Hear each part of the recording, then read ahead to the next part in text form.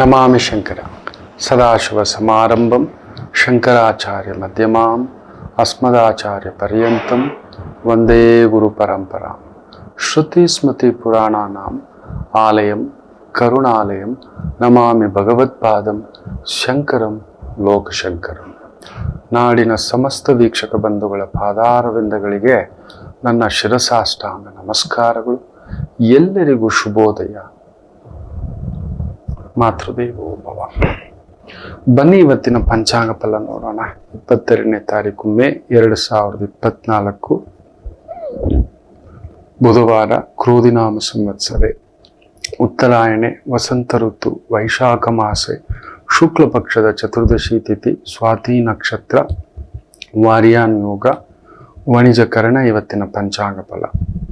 ಇವತ್ತಿನ ತೊಂದರೆಯ ಮುಹೂರ್ತಗಳು ಬೆಳಿಗ್ಗೆ 11:50 ಮಧ್ಯಾಹ್ನ 12:41 ಸಂಜೆ 4:57 ಸಂಜೆ 5:48 ಈ ಸಮಯಗಳು ದುಷ್ಟ ಮುಹೂರ್ತ, ದುಷ್ಟ ಸಮಯ ಅನ್ನತಕ್ಕಂಥದ್ದು.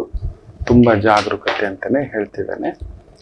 ಇನ್ನು ಇವತ್ತು ಚಾಂದ್ರಮಾನ ವೈಷ್ಣವ ನರಸಿಂಹ ಜಯಂತಿ, ನರಸಿಂಹ ಸ್ವಾಮಿಗಳ ಜಯಂತಿ. ಸ್ವಾತಿ ನಕ್ಷತ್ರ, ಅಷ್ಟಮಿ, ಸಂಧ್ಯಾಕಾಲ ಜನನ. ನೋಡಿ, ಪ್ರತಿಯೊಂದು ದೈವವು ತೆಗೆದುಕೊಳ್ಳುವ ಅವತಾರಕ್ಕೊಂದು ಅರ್ಥವಿದೆ. ನಾವು ಅನರ್ಥ ಮಾಡ್ಕೊಂಡಿದ್ದೇವೆ. ಈಗ ನೋಡಿ, ಶಾರದಾದೇವಿಗೆ ಪೂಜೆ ಮಾಡಬೇಕು ಅಂದ್ರೆ ಅಮ್ಮನವರಿಗೆ ಶ್ವೇತವರ್ಣ ಅಂದ್ರೆ ಇಷ್ಟ. ತಗೊಂಡೋಗಿ ಬಿಳಿ ಸೀರೆ ಕೊಟ್ಟು ಕೊಟ್ಟು ಕೊಟ್ಟು ಕೊಟ್ಟು ನಿಜವಾಗ್ಲೂ ಅಲ್ಲಿರೋ ಆಚಾರ್ಯರು ಸುಸ್ತಾಗ್ಬಿಟ್ಟಿರ್ತಾರೆ. ನಾನು ನೋಡಿದ್ದೇನೆ. ಗುರುಗಳೇ ಸ್ವಲ್ಪ ಹೇಳಿ, ಬೇರೆ ಕಲರು ಸ್ವಲ್ಪ ಕೊಡಕ್ಕೆ ಹೇಳಿ ನನ್ನ ಹೆಂಡತಿಗೆ. ಆ ರೀತಿ ಮಕ್ಕಳೇ. ಶುಚಿ ಅಂದರೆ ಶುಭ್ರ ಅಂತ ಅರ್ಥ. ಶುಭ್ರ ಅಂದ್ರೆ ಬಿಳಿಯದ್ದು ಅಂತ ಅರ್ಥ ಅಷ್ಟೇ. ಶುಚಿಯಾಗಿರತಕ್ಕಂಥದ್ದು, ಶುಭ್ರವಾಗಿರತಕ್ಕಂಥದ್ದು. ಸರಸ್ವತಿ ಪೂಜೆ ಅಂದ್ರೆ ಬಿಳಿದ್ ಕೊಟ್ಬಿಡ್ಬೇಕು, ಹಾಗೇನಿಲ್ಲ. ಅದೇನಿಲ್ಲ. ಯಾವುದೇ ದೇವಿ ಪ್ರತಿ ಅವತಾರಕ್ಕೂ ಆ ಥರದೊಂದು ಅರ್ಥವಿದೆ. ನೋಡಿ, ಹಿರಣ್ಯಾಕ್ಷ, ಹಿರಣ್ಯ ಕಶಿಪು, ಆ ಹೆಸರಿನಲ್ಲೇ ಒಂದು ಅರ್ಥವಿದೆ. ಅದನ್ನ ತೆಗೆದು ಹಾಕಲಿಕ್ಕೆ ಭಗವಂತನ ಜನನ ಯಾವುದೋ ಒಂದು ರೂಪದಲ್ಲಿ ಬರುತ್ತೆ. ನಮ್ಮಲ್ಲಿರುವ ಅಸುರ ಗುಣ ಪ್ರಜ್ವಲಿಸಲಿಕ್ಕೂ ಒಂದು ರೂಪ ಬರುತ್ತೆ. ನಮ್ಮಲ್ಲಿರುವ ಸುರ ಗುಣವೂ ಕೂಡ ಪ್ರಜ್ವಲಿಸಲಿಕ್ಕೆ ಒಂದು ರೂಪ ಬರುತ್ತೆ. ದೈತ್ಯ ಹಾಗೂ ದೇವತಾ ಎಲ್ಲರಲ್ಲೂ ಇರುತ್ತೆ. ಹಿರಣ್ಯ ಕಶಿಪು, ಹಿರಣ್ಯಾಕ್ಷ. ಹಿರಣ್ಯಾಕ್ಷನಿಗೆ ಏನ್ ಗೊತ್ತಾ? ಜಗತ್ತಿನಲ್ಲಿರುವ ಬಂಗಾರವೆಲ್ಲ ಅವನಿಗೆ ಬೇಕು. ಅಧಿಕಾರ. ಈ ಜಗತ್ತೇ ನಿನ್ನ ಕಾಲ ಬಳಿಯಲ್ಲಿಡುತ್ತೇನೆ ಅಣ್ಣ, ನನಗೆ ಸಮಾಧಾನವಿಲ್ಲ ಅಣ್ಣ ಅಂತ. ಅವನು ಅಷ್ಟೇ, ಹೋಗು ಅಂತಾನೆ. ಹಿರಣ್ಯ ಅಂದ್ರೆ ಅಧಿಕಾರ, ಹಿರಣ್ಯ ಅಂದ್ರೆ ಬಂಗಾರ. ಹಿರಣ್ಯ ಅಂದ್ರೇನೆ ಬಂಗಾರ. ದೋಚ್ಕೊಂಬರೋದು, ಕಿತ್ಕೊಂಡ್ಬರೋದು ಎಲ್ಲ ಸಾಕಾಗ್ಬಿಡುತ್ತೆ. ಎಲ್ರೂ ಪರಿತಪಿಸ್ತಾರೆ. ನಾವು ಕಷ್ಟಪಟ್ಟು ಇವತ್ತು ನಿಮಗೆ ಗೊತ್ತಿಲ್ಲ, ಈ ಒಂದು ಪಿತ್ರಾರ್ಜಿತ ಆಸ್ತಿ ಮೇಲೆ ಟ್ಯಾಕ್ಸು ಹಂಚಬೇಕು ಅಂತೆಲ್ಲ ಮಾತಾಡ್ತಿದ್ದಾರೆ. ಬ್ರಿಟನ್ ನಲ್ಲಿ 1950-65 ವಯಸ್ಸು ಆ ಆಸುಪಾಸಲ್ಲಿ ಹುಟ್ಟಿರ್ತಕ್ಕಂಥವರೆಲ್ಲ ಒಳ್ಳೆ ಲ್ಯಾಂಡ್ಗಳು ಮಾಡಿದ್ದಾರೆ. ಇವತ್ತು ಎಷ್ಟು ವ್ಯಾಲ್ಯೂ ಅಂದ್ರೆ ಅದು ಒಂದು 120 ಲಕ್ಷ ಕೋಟಿಯ ಆಸ್ತಿಗಳು. ಈಗ ಏನಂದ್ರೆ ಅಲ್ಲಿನ ರೂಲು, ಪಿತ್ರಾರ್ಜಿತ ಆಸ್ತಿ ತೆರಿಗೆ ಕಟ್ಟಬೇಕು. ಎಷ್ಟು ಗೊತ್ತಾ? ಕಷ್ಟಪಟ್ಟು ಆಗ ಏನ್ ಮಾಡಿದಾರೆ ದೊಡ್ಡವರುಗಳು ಎಲ್ಲ ತಗೊಂಡೋಗಿ ಲ್ಯಾಂಡು ವ್ಯಾಲ್ಯೂಯೇಷನ್ ಬೆಳೆದು ಇವತ್ತದು 120 ಲಕ್ಷ ಕೋಟಿ. ಮಿನಿಮಮ್ 40% ಟ್ಯಾಕ್ಸ್ ಕಟ್ಟಬೇಕು. ತಗೊಳ್ಳಿ, ಅವ್ರಿಗೆ ಆ ಟ್ಯಾಕ್ಸ್ ಕಟ್ಲಿಕ್ಕೆ ದುಡ್ಡಿಲ್ಲ. 100 ರೂಪಾಯಿ ಆಸ್ತಿ ಇದ್ರೆ, 1 ಕೋಟಿ ರೂಪಾಯಿ ಆಸ್ತಿ ಇದ್ರೆ 40 ಲಕ್ಷ ರೂಪಾಯಿ ಟ್ಯಾಕ್ಸ್ ಕಟ್ಟಬೇಕು ಅಂದ್ರೆ ಎಲ್ಲಿಂದ ಕಟ್ತಾನೆ? ಕಟ್ಲೇಬೇಕು. ಈಗ 60 ರೂಪಾಯಿ ಉಳಿಸ್ಕೊಳಕ್ ಏನ್ ಮಾಡ್ತಿದ್ದಾನೆ ಅವನು? ಒಂದು 80 ರೂಪಾಯಿ ರೇಟಿಗೆ ಮಾರ್ತಿದ್ದಾನೆ, 40 ರೂಪಾಯಿ ನೀನ್ ತಗೊಳಪ್ಪ, ನಮ್ಮನ್ನ ಬಿಟ್ಬಿಡು, 46 ಇಟ್ಕೋತೀವಿ ಅಂತ ಮಾರಾಟಕ್ಕೆ ಇಟ್ಟುಬಿಟ್ಟಿದ್ದಾರೆ. ಏನಾಗುತ್ತೆ ಆ ಪಾರ್ಟಿ ಟ್ಯಾಕ್ಸು. ಇತ್ತೀಚೆಗಷ್ಟೇ ಯಾರೊಬ್ರು ಟ್ಯಾಕ್ಸ್ ಬಗ್ಗೆ ಕೇಳಿದ್ರೆ, ನಾವು ದುಡಿದೋದಕ್ಕೆ ಎಷ್ಟು ವೆರೈಟಿ ಟ್ಯಾಕ್ಸ್ಗಳು ತಗೋತೀರಾ ಗೊತ್ತಿದೆಯಾ ಅಂತ. ಉತ್ತರ ಇಲ್ಲ ಅಲ್ಲಿ. ಏನೇ ಒಂದು ಮಾಡ್ಬೇಕಂದ್ರು ಒಂದು ಕಾನೂನು ಜನಗಳಿಗದು ಅರ್ಥ ಆಗುವಾಗೂ ಇರಬೇಕು, ಅದು ಸರಳೀಕೃತವಾಗಿರಬೇಕು. 4ನೇ 1 ಭಾಗ, ಆಗಿನ ಕಾಲದಲ್ಲಿ 6ನೇ 1 ಭಾಗ ಟ್ಯಾಕ್ಸ್ ಇತ್ತು. 6ನೇ 1 ಭಾಗ ಅಂತ ಹೇಳಿದ್ರೆ ಆಲ್ಮೋಸ್ಟ್ ಒಂದು 100 ರೂಪಾಯಿ ನಮ್ಮ ಹತ್ರ ಇದೆ ಅನ್ನೋದಾದ್ರೆ ಒಂದು 17 ರೂಪಾಯಿ ಟ್ಯಾಕ್ಸ್ ಕಟ್ಟಬೇಕು ಅನ್ನತಕ್ಕಂಥದ್ದು. 15 ಇನ್ನೊಂದು 2 ರೂಪಾಯಿ ಇಲ್ಲ 3 ರೂಪಾಯಿ. ಇವತ್ತೇನಾಗಿದೆ, ಎಲ್ಲ ನೀವು ಕೆಮ್ಮಿದ್ರೆ ಟ್ಯಾಕ್ಸು ಇನ್ನೊಂದು ಟ್ಯಾಕ್ಸು ನೀವು ನಂಬಲ್ಲ. ಇಲ್ಲಿ ನೋಡಿ, ಆಲ್ರೆಡಿ ಇಷ್ಟು ದೊಡ್ಡ ಫೈಲ್ ಬಂದಿದೆ, ನಮ್ಗೆ ಹೇಳೋಕೆ ಇಷ್ಟ ಇಲ್ಲ ಅಷ್ಟೇ. ಅಯ್ಯೋ ಎಷ್ಟೋ, ಯಾವಾಗೊಂದು ಯಾರು ನೆನ್ಪಿಟ್ಕೋತಾರೆ, 8 ವರ್ಷದವರೆಗೂ ಅವನು ಕಾಯ್ಬೋದಂತೆ. 8 ವರ್ಷದವರೆಗೂ ನಾವು ಇಟ್ಕೊಂಡಿರ್ಬೇಕಂತೆ ನಮ್ಮ ಟ್ಯಾಕ್ಸು ಪೇಪರ್ಸು. ಯಾರಿಗಿರ್ಬೇಕು ಟ್ಯಾಕ್ಸು? ಇವತ್ತಿಗೂ ಒಂದು ಪಂಗಡ ಇದೆ, ಅದು ಬ್ಯಾಂಕ್ ಅಕೌಂಟೇ ಓಪನ್ ಮಾಡಿಲ್ಲ, ಬ್ಯಾಂಕಲ್ಲಿ ದುಡ್ಡೇ ಇಡಲ್ಲ. ತಮಾಷೆ ನೋಡಿ, ಬ್ಯಾಂಕಲ್ಲಿ ದುಡ್ಡೇ ಇಡೋಲ್ಲ, ಅಕೌಂಟೇ ಓಪನ್ ಮಾಡೋಲ್ಲ. ಕೋಟಿಗಳು ಸಂಪಾದನೆ ಇದೆ, ಇಡಲ್ಲ ಅವರು. ಇದ್ದಾರೆ, ಒಂದು ಕುಲ, ಒಂದು ಜಾತಿ, ಒಂದು ಪಂಗಡ, ಒಂದು ಊರಿನವರು ಇದ್ದಾರೆ. ಏನ್ ಹೇಳೋಣ, ಯಾವಾಗೊಂದು 2014, 15, 16, 17 ನಾವೆಲ್ಲ ಟ್ಯಾಕ್ಸ್ ಕಲ್ತಿದೀವಾ? ಪ್ರತಿಯೊಂದು ಮನೆಗೂ ಕಲ್ಸಿದಾರಾ? ಮೊದ್ಲೇ ನೋಟಿಸ್ ಕಳಿಸಿದಾರ? ಗೊತ್ತಿಲ್ವಾ? ಅದಕ್ಕೊಂದು ಟೀಮ್ ಇಟ್ಟಿದ್ದೀರಾ? ಇಲ್ಲ, ಅದಕ್ಕೆಲ್ಲ ಇಟ್ಟಿಲ್ಲ. ಯಾವಾಗ್ಲೂ ನಾವು ಖರ್ಚು ಮಾಡ್ಕೊಬಿಟ್ಟಿದ್ದು ನಮಗ್ ಗೊತ್ತಿಲ್ಲ. ಈಗಿಲ್ಲ, ಇನ್ಕಮ್ ಟ್ಯಾಕ್ಸ್ ಕಟ್ಟಿದೆ, ಬೇರೆ ಏನು ಟ್ಯಾಕ್ಸ್ಗಳು ನಮಗ್ ಗೊತ್ತಿಲ್ವೇ? Turnover tax, service tax, ಬೇರೆದು, ಗಿಫ್ಟ್ ಟ್ಯಾಕ್ಸು, ನಾನಾ ರೀತಿದು ತಾಗೋ ಇದೆಲ್ಲ ತೆಗೆದು ನೋಡಿ. ನನ್ಗೇನು ಗೊತ್ತಾಗ್ತಿಲ್ಲ ಇದು ಏನೋ ಇದು ಅಂತ. 25 ಲಕ್ಷಕ್ಕೆ ನೀವು ನಂಬೋಲ್ಲ, 125 ಲಕ್ಷ ಕಟ್ಟಬೇಕು, 150 ಲಕ್ಷ, ಬೇರೆ 125 ಲಕ್ಷ ಕಟ್ಟಬೇಕು. 25 ಲಕ್ಷಕ್ಕೆ 1,25,00,000. ಬರೀ ನನ್ನ ಒಬ್ಬನ ಪಾಡೆ ಈ ರೀತಿ ಆದರೆ ಎಷ್ಟು ಜನಕ್ಕೆ? ದೊರೆ ಏನಾಗ್ಬಿಟ್ಟಿದ್ದಾನೆ ಗೊತ್ತಾ? ಕಿತ್ಕೊಂಡು ತಿನ್ನೋನಾಗ್ಬಿಟ್ಟಿದ್ದಾನೆ. ಎಲ್ಲದ್ರ ಮೇಲೂ ಈ ಎಲೆಕ್ಷನ್ ಮುಗಿಲಿ ಏನೇನಾಗ್ತತೆ ನೋಡಿ ನೀವು. ಇವರ ಗಿಮಿಕ್ಗಳು ನೋಡಿ. ಬಡವ ನೋಡಿ, ಬಡವನ್ ಕತೆ ಬಿಡಿ ಸ್ವಾಮಿ. ಧರ್ಮಸ್ಥಳ ಇದೆ, ನಮ್ಮ ಮಾದೇಶ್ವರ ಇದೆ, ನಮ್ಮ ನಂಜುಂಡೇಶ್ವರ ಇದೆ, ನಮ್ಮ ಹೊರನಾಡು ಅನ್ನಪೂರ್ಣೇಶ್ವರಿ ಇದೆ. ಅಲ್ಲೋಗಿ ಅವನು ಉಳ್ಕೊಂಡ್ರೆ ಸಾಕು. ರಾಮಕೃಷ್ಣ ದಿನಕ್ಕೆ 2 ಬಾರಿ ದರ್ಶನ, 2 ಬಾರಿ ಪ್ರಸಾದ, ಸಾಕು. ಹೊಡೆ ತುಂಬಾ ಆಗ್ತಾರೆ. ಛತ್ತರ್ ಮೇ ಸೋನ ಭಗವಾನ್ ಕೋ ದೇಖ್ನಾ, ಅಷ್ಟೇ ಮುಗೀತು. ಅವ್ನಿಗೆ ಇನ್ನೇನ್ ಬೇಕು? ನಾವೆಲ್ಲ ಇನ್ಮೇಲೆ ಅದೇ ಮಾಡ್ಬೇಕು ಅಷ್ಟೇ. ಎಲ್ಲ ಒಂದು ಪಂಚೆ ಕಟ್ಕೊಂಡು ಸೀದಾ ಹೊಟ್ಟು ದೇವಸ್ಥಾನಗಳಲ್ಲಿ ಉಳ್ಕೋಬೇಕು, ಪ್ರಸಾದ ತಿನ್ಕೊಂಡು 2 ಹೊತ್ತು ಸಾಕು ರಾಮಕೃಷ್ಣ ಅಂತ. ಮಧ್ಯಮ ವರ್ಗ ಬದುಕಲು ಆಗುವುದಿಲ್ಲ, ಸುಲಿಗೆ ಇದು. ಹೇಳ್ತಾರೆ ಇವರು, ಅದು ಮಾಡಿದೀವಿ, ಇದು ಮಾಡಿದೀವಿ, ಅದು ಫ್ರೀ ಕೊಟ್ಟಿದೀವಿ, ಇದು ಫ್ರೀ ಕೊಟ್ಟಿದ್ದೀವಿ, ಇನ್ನೊಂದು ರೂಪ, ನಾನಾ ರೂಪ. ಅಯ್ಯಪ್ಪ, ಒಂದೊಂದು ಮನೆಗೆ 1,80,000 ರೂಪಾಯಿ ಒಂದು ವಾಟರ್ ಕನೆಕ್ಷನ್ಗೆ ಬಿಲ್ಲು ಬಂದಿರೋದು. ನೋಡ್ತಿದ್ರೆ ಇದು ಏನೋ, ಇದು ವಾಟರ್ ಕನೆಕ್ಷನ್ ಸೀವೇಜ್ ಸಿಸ್ಟಮ್ಗೆ. ನನ್ನ ಅಳಿಯ ಒಂದು ಆಫೀಸ್ ಮಾಡ್ಕೊಂಡಿದ್ದಾನೆ ಅಪಾರ್ಟ್ಮೆಂಟ್ ಅಲ್ಲಿ. ಮಾಮ ನೋಡು ಮಾಮ ಅಂತಾನೆ. ಅಲ್ಲೊಂದು 50 ಅಪಾರ್ಟ್ಮೆಂಟ್ ಇದೆ, ಒಂದೊಂದು ಅಪಾರ್ಟ್ಮೆಂಟ್ಗೂ ಅಷ್ಟು ಬಿಲ್ ಹಾಕಿದ್ದಾರೆ ಮಕ್ಕಳೇ. ಸೀವೇಜ್ ಸಿಸ್ಟಮು, ಇನ್ನೊಂದು ಬಿಲ್ಡರ್ ಕಟ್ಟಿಲ್ವಂತೆ. ತಗೊಂಡಿರೋನ್ ಗತಿ ಏನು? ಅವನೇನ್ ಮಾಡ್ಲಿ? ನಮ್ಗೆ ಇದೆಲ್ಲ ಗೊತ್ತಿದೆಯಾ? ಇದೆಲ್ಲ ಲಿಸ್ಟ್ ಆಫ್ ಡಾಕ್ಯುಮೆಂಟ್ಸ್ ಇರ್ಬೇಕು ಅಂತ ಸಾಮಾನ್ಯ ಮನುಷ್ಯನಿಗೆ ಎಲ್ಲಿ ಪರಿಜ್ಞಾನ ಇರುತ್ತೆ? ಒಂದು ಸೈನ್ಸ್ ಸ್ಟೂಡೆಂಟ್ ಹತ್ರ ಹೋಗ್ಬಿಟ್ಟು history of India, history of ಇದು ಅಂತ ಕೇಳಿ ನೋಡಿ, ಖಂಡಿತ ಅವ್ನಿಗೆ ಗೊತ್ತಿರಲ್ಲ. ಸೈನ್ಸ್ ಸ್ಟೂಡೆಂಟ್ಗೆ ಅದು ಗೊತ್ತಿರಲ್ಲ.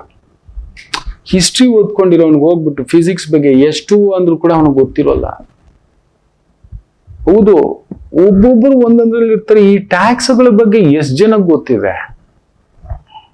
ಇವತ್ತಿಗೂ ನಮ್ಮ ಭಾರತದಲ್ಲಿ ಟ್ಯಾಕ್ಸ್ ಕಟ್ಟೋರು 3 ಕೋಟಿ ಜನ ಏನೋ ಅಷ್ಟೇ, 145 ಕೋಟಿ ಜನರಲ್ಲಿ ಮ್ಯಾಕ್ಸಿಮಮ್ 4-5 ಕೋಟಿ ಅಷ್ಟೇ. ಸರಿಯಾಗಿ ಇವರು ತಗೊಂಡು ಎಲ್ಲಿ ತಗೋಬೇಕು, ಹೇಗ್ ತಗೋಬೇಕು, ಅದಕ್ಕೊಂದು ಆಗಿಲ್ಲ. ಜನಪ್ರತಿನಿಧಿಗಳು ಅಂತ ಹೇಳ್ತಿದ್ರು. ಯಾವುದು? ವಿಧಾನಸಭಾ, ವಿಧಾನ ಪರಿಷತ್ತು ಅಂತ ಈ MLCಗಳು ಇವರೆಲ್ಲ ಏನಿರ್ತಿದ್ರು, ಅಲ್ಲಿ ತುಂಬಾ ಬುದ್ಧಿವಂತಕರ ಚಾವಡಿ ಇರ್ತಿತ್ತು.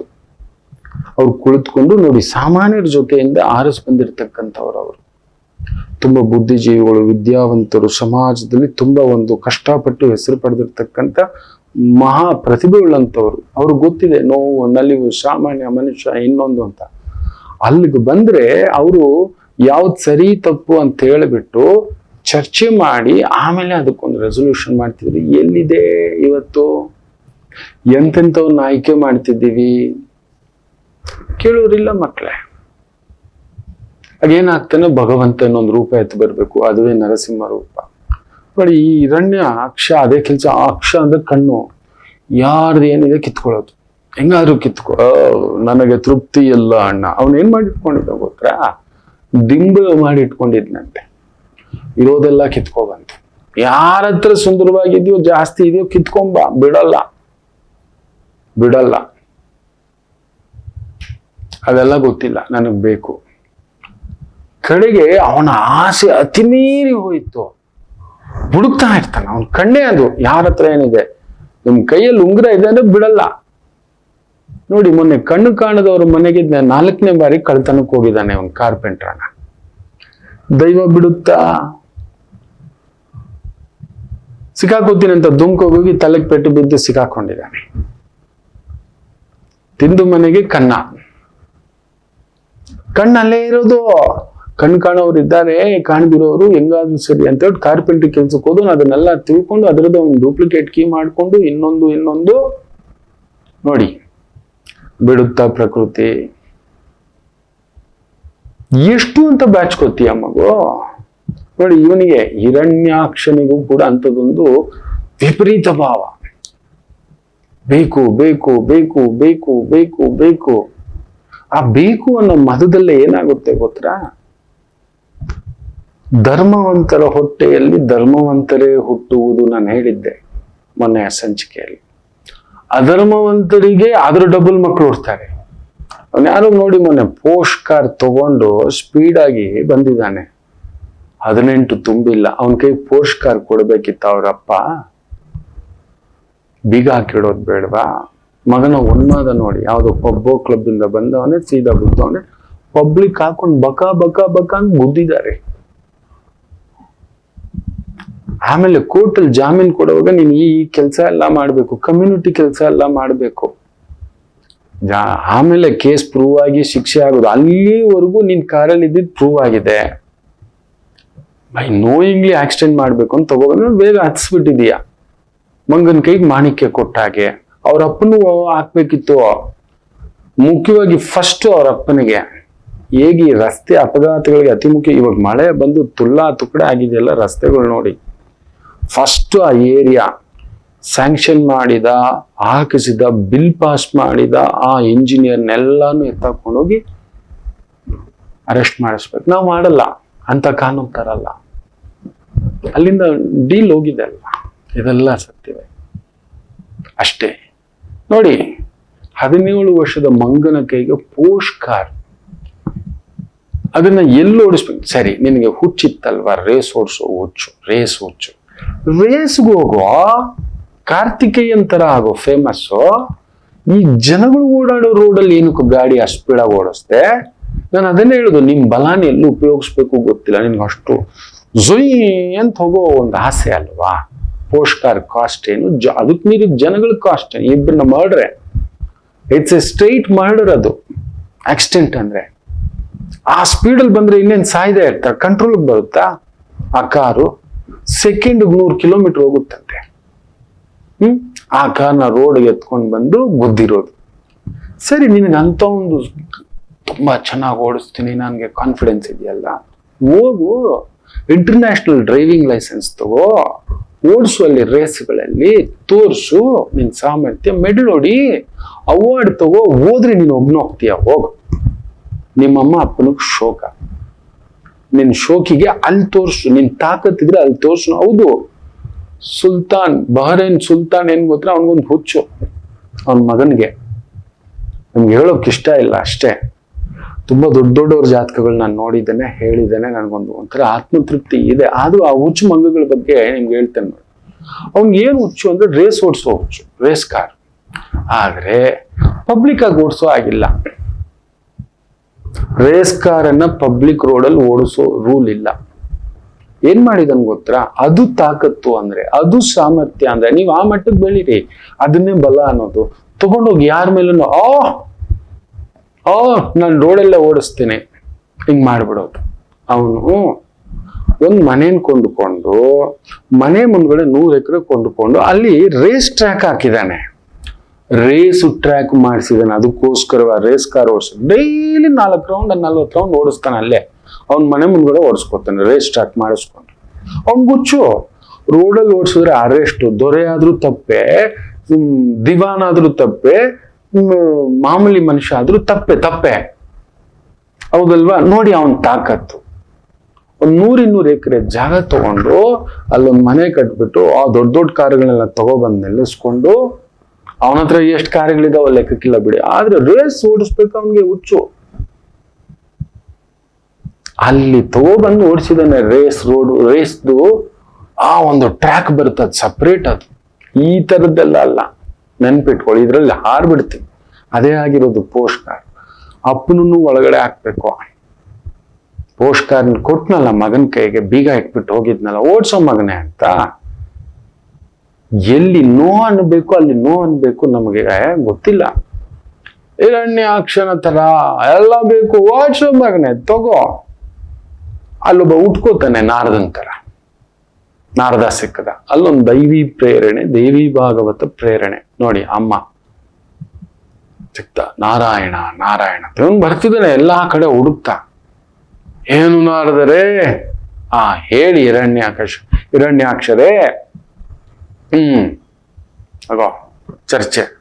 ಎಲ್ಲಿ ಸಿಗುತ್ತೆ ಬಂಗಾರ, ಎಲ್ಲಿ ವಜ್ರ ಸಿಗುತ್ತೆ? ಅಯ್ಯೋ ದಂಡ, ಜಗತ್ತಿನ ಎಲ್ಲಾ ದುಡ್ಡು ವಜ್ರ ಬಂಗಾರ ಇರೋದು ಭೂದೇವಿ ಹಿಡ್ಕೊ. ಆ ಭೂದೇವಿ ಗಂಡ ಇವರು ನಾರಾಯಣ, ಎಲ್ಲದೂ ಅವನದೇ. ಅವನ್ ಬೇರೆ ಬರ್ತಾ, ಅವನ್ ಹೊಡೆದಾಕು ಎಲ್ಲ ನಿಂದೆ. ತಗೋ, ಭೂದೇವಿನ ಅಟ್ಯಾಕ್ ಮಾಡ್ದ. ಆಗಲೇ ಭೂಮಿ ಕಕ್ಷೆಯಿಂದ ಜಾರಿದ್ದು ಸೈನ್ಸ್ ಆಲ್ಸೋ ಪ್ರೂವ್ಡ್. ಮತ್ತೆ ಆಕಸ್ಮಿಕವಾಗಿ ಮರಳಿ ಬಂದು ಕಕ್ಷೆಯಲ್ಲಿ ನಿಲ್ಲುತ್ತದೆ ಅಂತ ಹೇಳ್ತಾರೆ. ಅದೇನ್ ನಿಲ್ತು? ವರಹಾವತಾರ ಬಂದು ಹಿರಣ್ಯಾಕ್ಷನನ್ನ ಸಂಹಾರ. ಬಂಗಾರ ಅಂತೀಯ, ನಾನು ಬಂಗಾರ ಇಟ್ಕೊಂಡಿರೋ ಹೆಣ್ಮಕ್ಳ ಮೇಲೆಲ್ಲ ಕಣ್ಣಿಡ್ತೀಯ, ತಗೋ ಚುಚ್ಚಿ ಹಂದಿ ಅವತಾರದಲ್ಲಿ ಬಂದು ಸಾಯಿಸಿತ್ತು. ಇದು ಕಾಪಾಡ್ಕೊಂಡು ನಿಂತ್ಕೊಂಡವ್ನು ಯಾರು ಗೊತ್ತು? ಹಿರಣ್ಯಕಶಿಪು. ಓಹೋ, ಇವ್ನ್ ದೋಚ್ಕೊಂಡ್ಬರೋದಕ್ಕೆಲ್ಲ ಇವನ್ ಕಾಲು. ಹೋಗ, ನಾನ್ ನೋಡ್ಕೋತೀನಿ, ನಿಮ್ಮ ಅಣ್ಣ ನಾನಿದ್ದೀನಿ. ದಿತಿಗರ್ಭ ಸಂಜಾತ. ನೀವು ನೋಡ್ಬೇಕು, ನೀವು ಭಕ್ತ ಪ್ರಹ್ಲಾದ ನೋಡಿ. ರಾಜ್ಕುಮಾರ್ ಅವರು ಆ ಅವತಾರದಲ್ಲಿ ಇಳಿದು ಬಿಟ್ಟಿದ್ದಾರೆ. ಅಪ್ಪ, ಆ ಕಣ್ಣು, ಆ ಬೀಭತ್ಸ, ಆ ನಡಿಗೆ, ರಾಮಚಂದ್ರ. ಹೌದು, ಎಲ್ಲ 3 ಲೋಕನೂ ನಂದೇ, ನನ್ನ ಹೆಸರೇ ಜಪಿಸ್ಬೇಕು, ನನ್ನ ಇದೇ ಮಾಡ್ಬೇಕು, ನನ್ನಿಂದಲೇ ಎಲ್ಲ ಅಂತ. ಇದನ್ನ ಎಲ್ಲ ಬಂಗಾರ ತಂದಿಟ್ಟಿರೋದಕ್ಕೆಲ್ಲ ಅಧಿಪತಿ ಆಗ್ಬಿಟ್ಟಿದ್ದೀನಲ್ವ, ಅದನ್ನ ಬೇರೆ ಸಾಯಿಸ್ಬಿಟ್ನಲ್ವ, ಬಿಡಲ್ಲ. ಹರಿ, ಎಲ್ಲಿದ್ರು ಸರಿ, ಹೇಗಿದ್ರು ಸರಿ, ತುಂಬಲಿ ಕೊಡ ಅಂತ ಭಗವಂತ ಕೂಡ ಕಾಣಿಸ್ತಾ ಇದ್ದ ನೋಡಿ. ಅದಕ್ಕೆ ತುಂಬಾ ಕೆಟ್ಟವರಿಗೆ ದೇವರು ಎಲ್ಲ ಕೊಡ್ತಾನೆ, ಕಟ್ಟು ಕಡೆಗಾಲದಲ್ಲಿ ಕೈ ಬಿಟ್ಬಿಡ್ತಾನೆ. ದೇವರು ಒಳ್ಳೆಯವರಿಗೆ ಜೊತೆಲೇ ಇದ್ದು ನಮ್ಮನ್ನ ನಡೆಸ್ತಿರ್ತಾನೆ. ನಾವ್ ಅನ್ಕೋತೀವಿ ನಮ್ ಜೊತೆಲಿ ದೇವ್ರಿಲ್ಲ ಅಂತ. ಅವನು ನಡೆಸದೆ ಏನೂ ನಡೆಯೋಲ್ಲ. ನಮಗ ಅವಮಾನ ಆಗ್ತಿದ್ರು ಪಕ್ಕದಲ್ಲಿಂದ ಯಾರನ್ನೋ ಒಂದು ಸಾಂತ್ವನ ಕಳ್ಸಿರ್ತಾನೆ. ಬಿಡೋ ಅವನು ಆಡ್ಕೊಳ್ಳಿ ಬಿಡೋ, ನಾನು ಇದ್ದೀನಿ ನಿನ್ ಜೊತೆ ಅಂತ. ಹೆಂಡತಿ ರೂಪದಲ್ಲೋ, ಗಂಡನ ರೂಪದಲ್ಲೋ, ಮಗು ರೂಪದಲ್ಲೋ, ಅಪ್ಪನ ರೂಪದಲ್ಲೋ, ನಿಮ್ಮ ಮಗಳ ರೂಪದಲ್ಲೋ. ಹೌದು ಮಕ್ಕಳೇ, ದಟ್ಸ್ ದ ಬ್ಯೂಟಿ.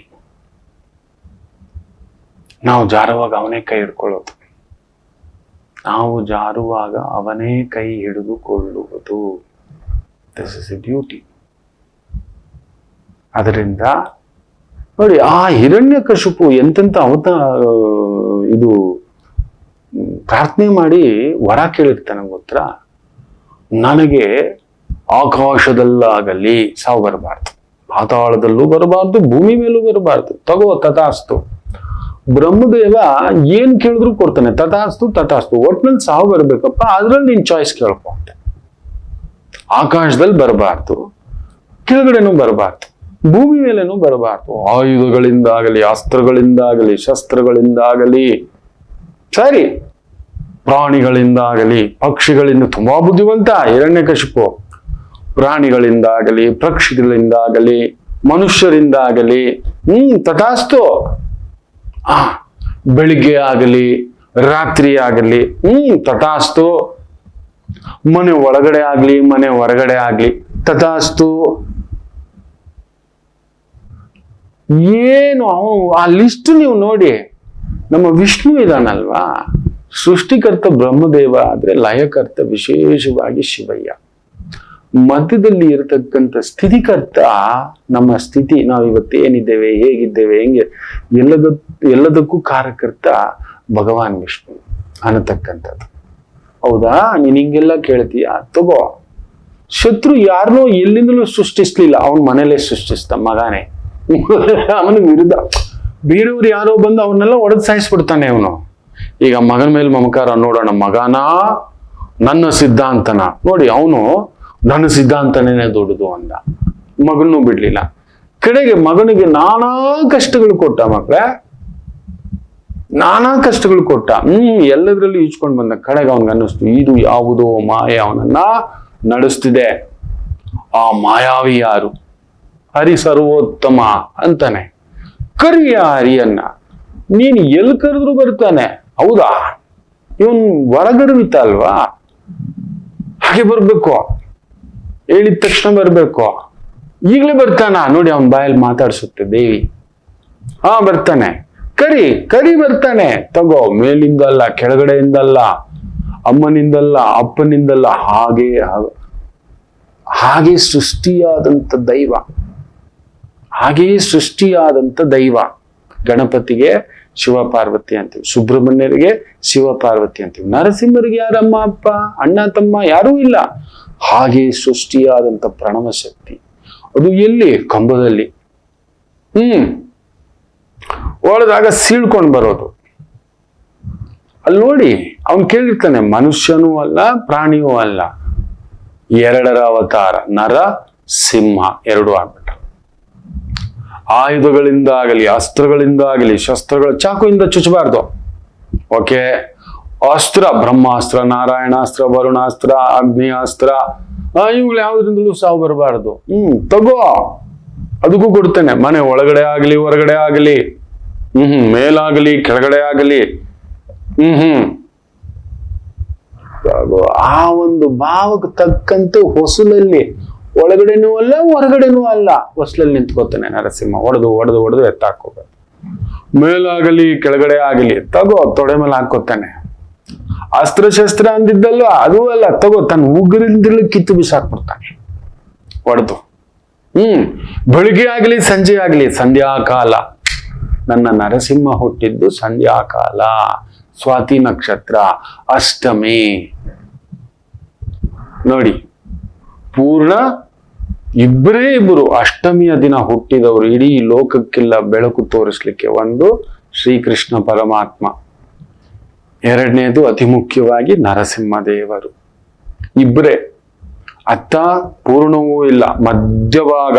ನಮ್ಗೇನಾದ್ರೂ ಅಮಾವಾಸ್ಯೆ 15 ದಿನ, ಹುಣ್ಣಿಮೆ 15 ದಿನ, ಆ ಮಧ್ಯದಲ್ಲಿ ಅಷ್ಟಮಿ ಅನ್ನತಕ್ಕಂಥ ದಿನ, ಸಂಧ್ಯಾಕಾಲ, ಸ್ವಾತಿ ನಕ್ಷತ್ರ, ವೈಶಾಖ ಮಾಸದ ಶುಕ್ಲ ಪಕ್ಷ ಅಷ್ಟಮಿ. ಆದರೆ ತಿಥಿ ನಕ್ಷತ್ರಕ್ಕೆ ತಗೋಬರ್ತೀವಿ. ಅದರಿಂದ ಇವತ್ತು ಸ್ವಾತಿ ನಕ್ಷತ್ರ ಇರೋದ್ರಿಂದ ಆ ಲೆಕ್ಕಾಚಾರದಲ್ಲಿ ಇವತ್ತು ಚಾಂದ್ರಮಾನ ಶ್ರೀ ವೈಷ್ಣವ ನರಸಿಂಹ ಜಯಂತಿ. ಆ ನರಸಿಂಹ ಉಪಾಸನ ಮಾಡಬೇಕು. ನಮಗೆ ಹೊರಗಡೆಯಿಂದ ಬರ್ತಾರೋ ಒಳಗಡೆಯಿಂದ ಬರ್ತಾರೋ ಗೊತ್ತಿಲ್ಲ. ಮೇಲಿಂದ ಬರ್ತಾರೋ, ಕೆಳಗಡೆಯಿಂದ ಬರ್ತಾರೋ, ಒಳಗಡೆಯಿಂದ ಭಯವೋ, ಹೊರಗಡೆಯ ಭಯವೋ, ಆಂತರ್ಯದ ಭಯವೋ, ಹೌದು, ನಮಗೆ ಗೊತ್ತಿಲ್ಲ. ಆ ಭಯ ಹೋಗಲಾಡಿಸಲು ನರಸಿಂಹಾವತಾರ. ಮನುಷ್ಯನಾಗಿ ಬರ್ತಾನ, ಇಲ್ಲವೇ ಮೃದುವಾಗಿ ಬರ್ತಾನ ಗೊತ್ತಿಲ್ಲ. ಈ ಭಯ, ಈ ಭೀತಿ ಹೋಗಲಾಡಿಸಲು ಆ ಪರಮಾತ್ಮ ಬಂದಿರ್ತಕ್ಕ, ಅದಕ್ಕೆ ನರಸಿಂಹೋಪಾಸನ ಅಷ್ಟಮಿ. ನಮಗ್ ನೋಡಿ ಗೆದ್ದು ಬಿಟ್ರೆ ಪರವಾಗಿಲ್ಲ, ಸೋತು ಬಿಟ್ರು ಪರವಾಗಿಲ್ಲ, ಏನೂ ಇಲ್ಲ ಬಿಡು ರಾಮ, ಎಲ್ಲ ಬಂದಿದೆ ರಾಮ. ಎರಡರ ಮಧ್ಯದಲ್ಲಿದ್ದೇವಲ್ವಾ, ಅದುವೇ ಭಯ ರಾಮ. ನೋಡಿ, ಆ ಭಯ ಹೋಗಲೇ ಆ ನಿರ್ಭಯತ್ವದ ಆ ಮಹಾಪ್ರಣವ ಶಕ್ತಿ. ಬೆಳಿಗ್ಗೆ ಇದ್ರೆ ಪರವಾಗಿಲ್ಲ, ಜೀವನ ಬೆಳಕಾಗಿದೆ ಗುರುಗಳೇ. ಕತ್ಲು ತಾನೆ, ಕತ್ಲಲ್ಲಿ ಎದ್ಬಿಡ್ತೆ ಬಿಡಿ ಗುರುಗಳೇ, ನಮ್ಮ ಹಣೆ ಬರ ಅಷ್ಟೇ. ಆದ್ರೆ ಎರಡರ ಮಧ್ಯದಲ್ಲಿ ಇದ್ದು ಬಿಟ್ರೆ ಕತ್ತಲೂ ಅಲ್ಲ ಬೆಳಕು ಅಲ್ಲ, ಮಧ್ಯದಲ್ಲಿದ್ದು ಬಿಟ್ಟರೆ ಆತಂಕ. ಅದಕ್ಕೆ ಸಂಧ್ಯಾಕಾಲ ಪೂಜೆ. ಸಂಧ್ಯಾಕಾಲದಲ್ಲಿ ನರಸಿಂಹರ ಆ ಒಂದು ಆವಿರ್ಭಾವ ಸ್ವರೂಪ. ತುಂಬಾ ಜನಕ್ಕೆ ಇದು ಗೊತ್ತಿಲ್ಲ. ನಾವು ನರಸಿಂಹರ ಪೂಜೆ ಮಾಡ್ತಿದ್ದೇವೆ, ಏನಕ್ಕೆ ಸಂಜೆ ಸ್ವಾಮಿಗೆ ಆ ಪೂಜೆ, ಏನಕ್ಕೆ ಹೊಸಲು ಪೂಜೆ, ಏನಕ್ಕೆ ಹೊಸಲು ತುಳಿಬಾರ್ದು, ಯಾಕೆ ಹೊಸಲು ಹೊರಗಡೆ ಚಪ್ಪಲಿ ಬಿಡಬೇಕು, ಆ ಅಸುರ ಗುಣ, ಯಾವುದೋ ಭಯ, ಯಾವುದೋ ಒಂದು ಬಂಗಾರದ ಅಧಿಕಾರದ ಭಯ, ಕಿತ್ಕೋತಾರೆ ಅನ್ನೋ ಭಯ, ಹೋಗ್ಬಿಡುತ್ತೆ ಅನ್ನೋ ಭಯ, ಮಾಡಿದ್ರು ಅನ್ನೋ ಭಯ, ಇವುಗಳನ್ನ ತೆಗೆದು ಹಾಕಲು ನೋಡಿ. ಮಧ್ಯ ಅತ್ತ ಶುಭ್ರವೂ ಅಲ್ಲ, ಆರಂಭವೂ ಅಲ್ಲ, ಅಂತ್ಯವೂ ಅಲ್ಲ. ಈಗ ಪ್ರಥಮಿ ಬಂದು ಆರಂಭ, ಆ ಒಂದು ಅಮಾವಾಸ್ಯೆ ಅಂತ್ಯ, ಹುಣ್ಣಿಮೆ ಪೂರ್ಣತ್ವ, ಹೌದಲ್ವಾ? ನೋಡಿ, ಎರಡರ ಮಧ್ಯದಲ್ಲಿ ಆ ಪರಮಾತ್ಮ ಸ್ವರೂಪ ಅಷ್ಟಮಿಯ ದಿನದಂದು ಆ ಒಂದು ಸಂಧ್ಯಾಕಾಲದ ಹೊತ್ತಿನಲ್ಲಿ ಬಂದಿರತಕ್ಕಂಥದ್ದು. ಸ್ವಾತಿಯನ್ನು ತೆಗೆದುಕೊಂಡು ನೋಡಿ, ಮಧ್ಯಭಾಗದ ನಕ್ಷತ್ರ ಪೂರ್ಣವಾಗಿ ಮೇಷರಾಶಿ ಅಶ್ವಿನಿ ಆದ್ರೆ ಸ್ವಾತಿ ತುಲಾ ರಾಶಿಯಲ್ಲಿ ಬರ್ತಕ್ಕಂಥದ್ದು. ಪರ್ಫೆಕ್ಟ್ ಮಧ್ಯೆ ಹಿಂಗ್ ಡಿವೈಡ್ ಮಾಡುತ್ತೆ. ಮೇಷ, ವೃಷಭ, ಮಿಥುನ, ಕಟಕ, ಸಿಂಹ, ಕನ್ಯಾ ಹಿಂಗ್ ಮಾಡುತ್ತೆ ಆ 6 ರಾಶಿಗಳು. ಇಲ್ಲೊಂದು ತುಲಾ ತಗೊಳ್ಳಿ, ತುಲಾ, ವೃಶ್ಚಿಕ, ಧನಸ್ಸು, ಮಕರ, ಕುಂಭ, ಮೀನ, 6 ರಾಶಿಗಳು. ನೋಡಿ ಎಷ್ಟು ಚೆನ್ನಾಗಿ ಡಿವೈಡೆಡ್. ಅಂದ್ರೆ ಮಧ್ಯದಲ್ಲಿ ನಾವು ಇಲ್ಲೂ ಇಲ್ಲ ಅಲ್ಲೂ ಇಲ್ಲದ ಸ್ಥಿತಿಯಲ್ಲಿ ನಾವು ಆ ಮಧ್ಯಂತರ ಸ್ಥಿತಿಯಲ್ಲಿದ್ದಾಗ ಆ ಮಧ್ಯಂತರ ಭಾವವನ್ನ ಹೊರಗಡೆ ತೆಗೆಯಲು ಪರಮಾತ್ಮನ ಈ ಒಂದು ಅದ್ಭುತವಾದಂತಹ ಒಂದು ಪರಾಕಾಷ್ಠತೆ ಅವತಾರ. ಅದಕ್ಕೆ ನರಸಿಂಹರ ಪೂಜೆ ಮಾಡ್ಬೇಕು ನಾವು. ಆ ಸ್ಥಿತಿಲಿದ್ದಾಗ ಅಲ್ಲೂ ಇಲ್ಲ ಗುರುಗಳೇ, ಇಲ್ಲೂ ಇಲ್ಲ ಗುರುಗಳೇ, ಇದೂ ಇಲ್ಲ ಗುರುಗಳೇ, ಇದೇನಾಗುತ್ತೋ ಗುರುಗಳೇ. ಅದಕ್ಕೆ ಇದನ್ನ ಆಜ್ಞಾ ಚಕ್ರ ಅನ್ನೋದು.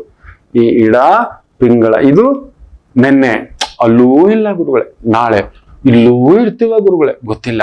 ಈ ಎರಡರನ್ನ ನಾವು ಕಂಟ್ರೋಲ್ ತಗೊಳ್ಳುವಂಥದ್ದು ಈ ಆಜ್ಞಾ ಚಕ್ರ. ಅದಕ್ಕೆ ಅಲ್ಲೊಂದು ಬೊಟ್ಟಿಡಿ, ಧ್ಯಾನ ಮಾಡಿ, ಜಪ ಮಾಡಿ, ಒಂದು ದೀಪ ಹಚ್ಚಿ ಅನ್ನತಕ್ಕಂಥದ್ದು. ಸೊ ಈ ನರಸಿಂಹ ಪೂಜೆ ಏನಕ್ಕೆ ಮಾಡ್ತೇವೆ, ನರಸಿಂಹರ ಆಲಯಕ್ಕೆ ಯಾಕೆ ಹೋಗ್ತೇವೆ, ದೀಪಾರಾಧನೆ ಯಾಕೆ ಮಾಡ್ತೇವೆ ಅನ್ನತಕ್ಕಂಥದ್ದು ಅರ್ಥ ಆಯ್ತು ಅನ್ಕೋತೇನೆ. ಹೊಸಲು ಪೂಜೆ ಯಾಕಂದ್ರೆ ನನ್ನಿಂದಲೇ ಎಲ್ಲ ಅದನ್ನ ಹೊಡೆದಾಕುತ್ತೆ. ಎಲ್ಲಾ ಒಂದು ಆ ಕತ್ತಲನ್ನ ತಮಾಷೆ ನೋಡಿ, ಇಡೀ ಕತ್ತಲನ್ನ ಬೆಳಗುವ ದೀಪ ಉರಿಯುವಾಗ ನಾವು ಅದಕ್ಕೆ ಹೇಳೋದು, ಪ್ರತಿಯೊಂದನ್ನು ಗಮನಿಸಬೇಕು, ಪ್ರತಿಯೊಂದರಲ್ಲೂ ಆಂತರ್ಯವಿದೆ, ಅನರ್ಥವಿಲ್ಲ ಅಂತ. ಆ ದೀಪದ ಬತ್ತಿ ಉರಿಯುವಾಗ ಆ ಬೆಳಕು ನೋಡಿ ಬಿಡೋದೇನನ್ನು ಬಿಡುತ್ತೆ ಹೇಳಿ, ಕಪ್ಪಗಿನ ಹೊಗೆ ಬಿಡುತ್ತೆ. ಕತ್ತಲನ್ನ ಸುಡ್ತಾ ಇದೆ, ಕತ್ತಲನ್ನ ಸುಟ್ಟು ಆ ಕತ್ತಲನ್ನ ಎಳ್ಕೊಂಡು ಕತ್ತಲನ್ನ ಬಿಡ್ತಾ ಇದೆ ಹೊರಗಡೆ, ಸುಟ್ಟಾಗಿ ಬಿಸಾಕ್ತಿದೆ. ಒಂದು ದೀಪದ ಬೆಳಕಿನಲ್ಲೇ ಇಂಥದೊಂದು ಆಂತರ್ಯ ಇರ್ಬೇಕಾದ್ರೆ ನಾವು ಹೇಗೆ ಬದುಕಬೇಕು ಅನ್ನೋದು ಯೋಚನೆ ಮಾಡಿ. ಹಿರಣ್ಯಾಕ್ಷನಾಗಿರ್ಬೇಕಾ, ಹಿರಣ್ಯಕಶಿಪು ಆಗಬೇಕಾ, ನರಸಿಂಹ ಬರ್ತಾನ ಅಷ್ಟೇ. ಒಳ್ಳೆದಾಗ್ಲಿ. ಒಂದು ಪುಟ್ಟು ವಿರಾಮ ತಗೊಂಡು ವಾಪಸ್ ಬರೋಣ. ಮಾತೃದೇವೋ ಭವ. ನಮಾಮಿ ಶಂಕರ.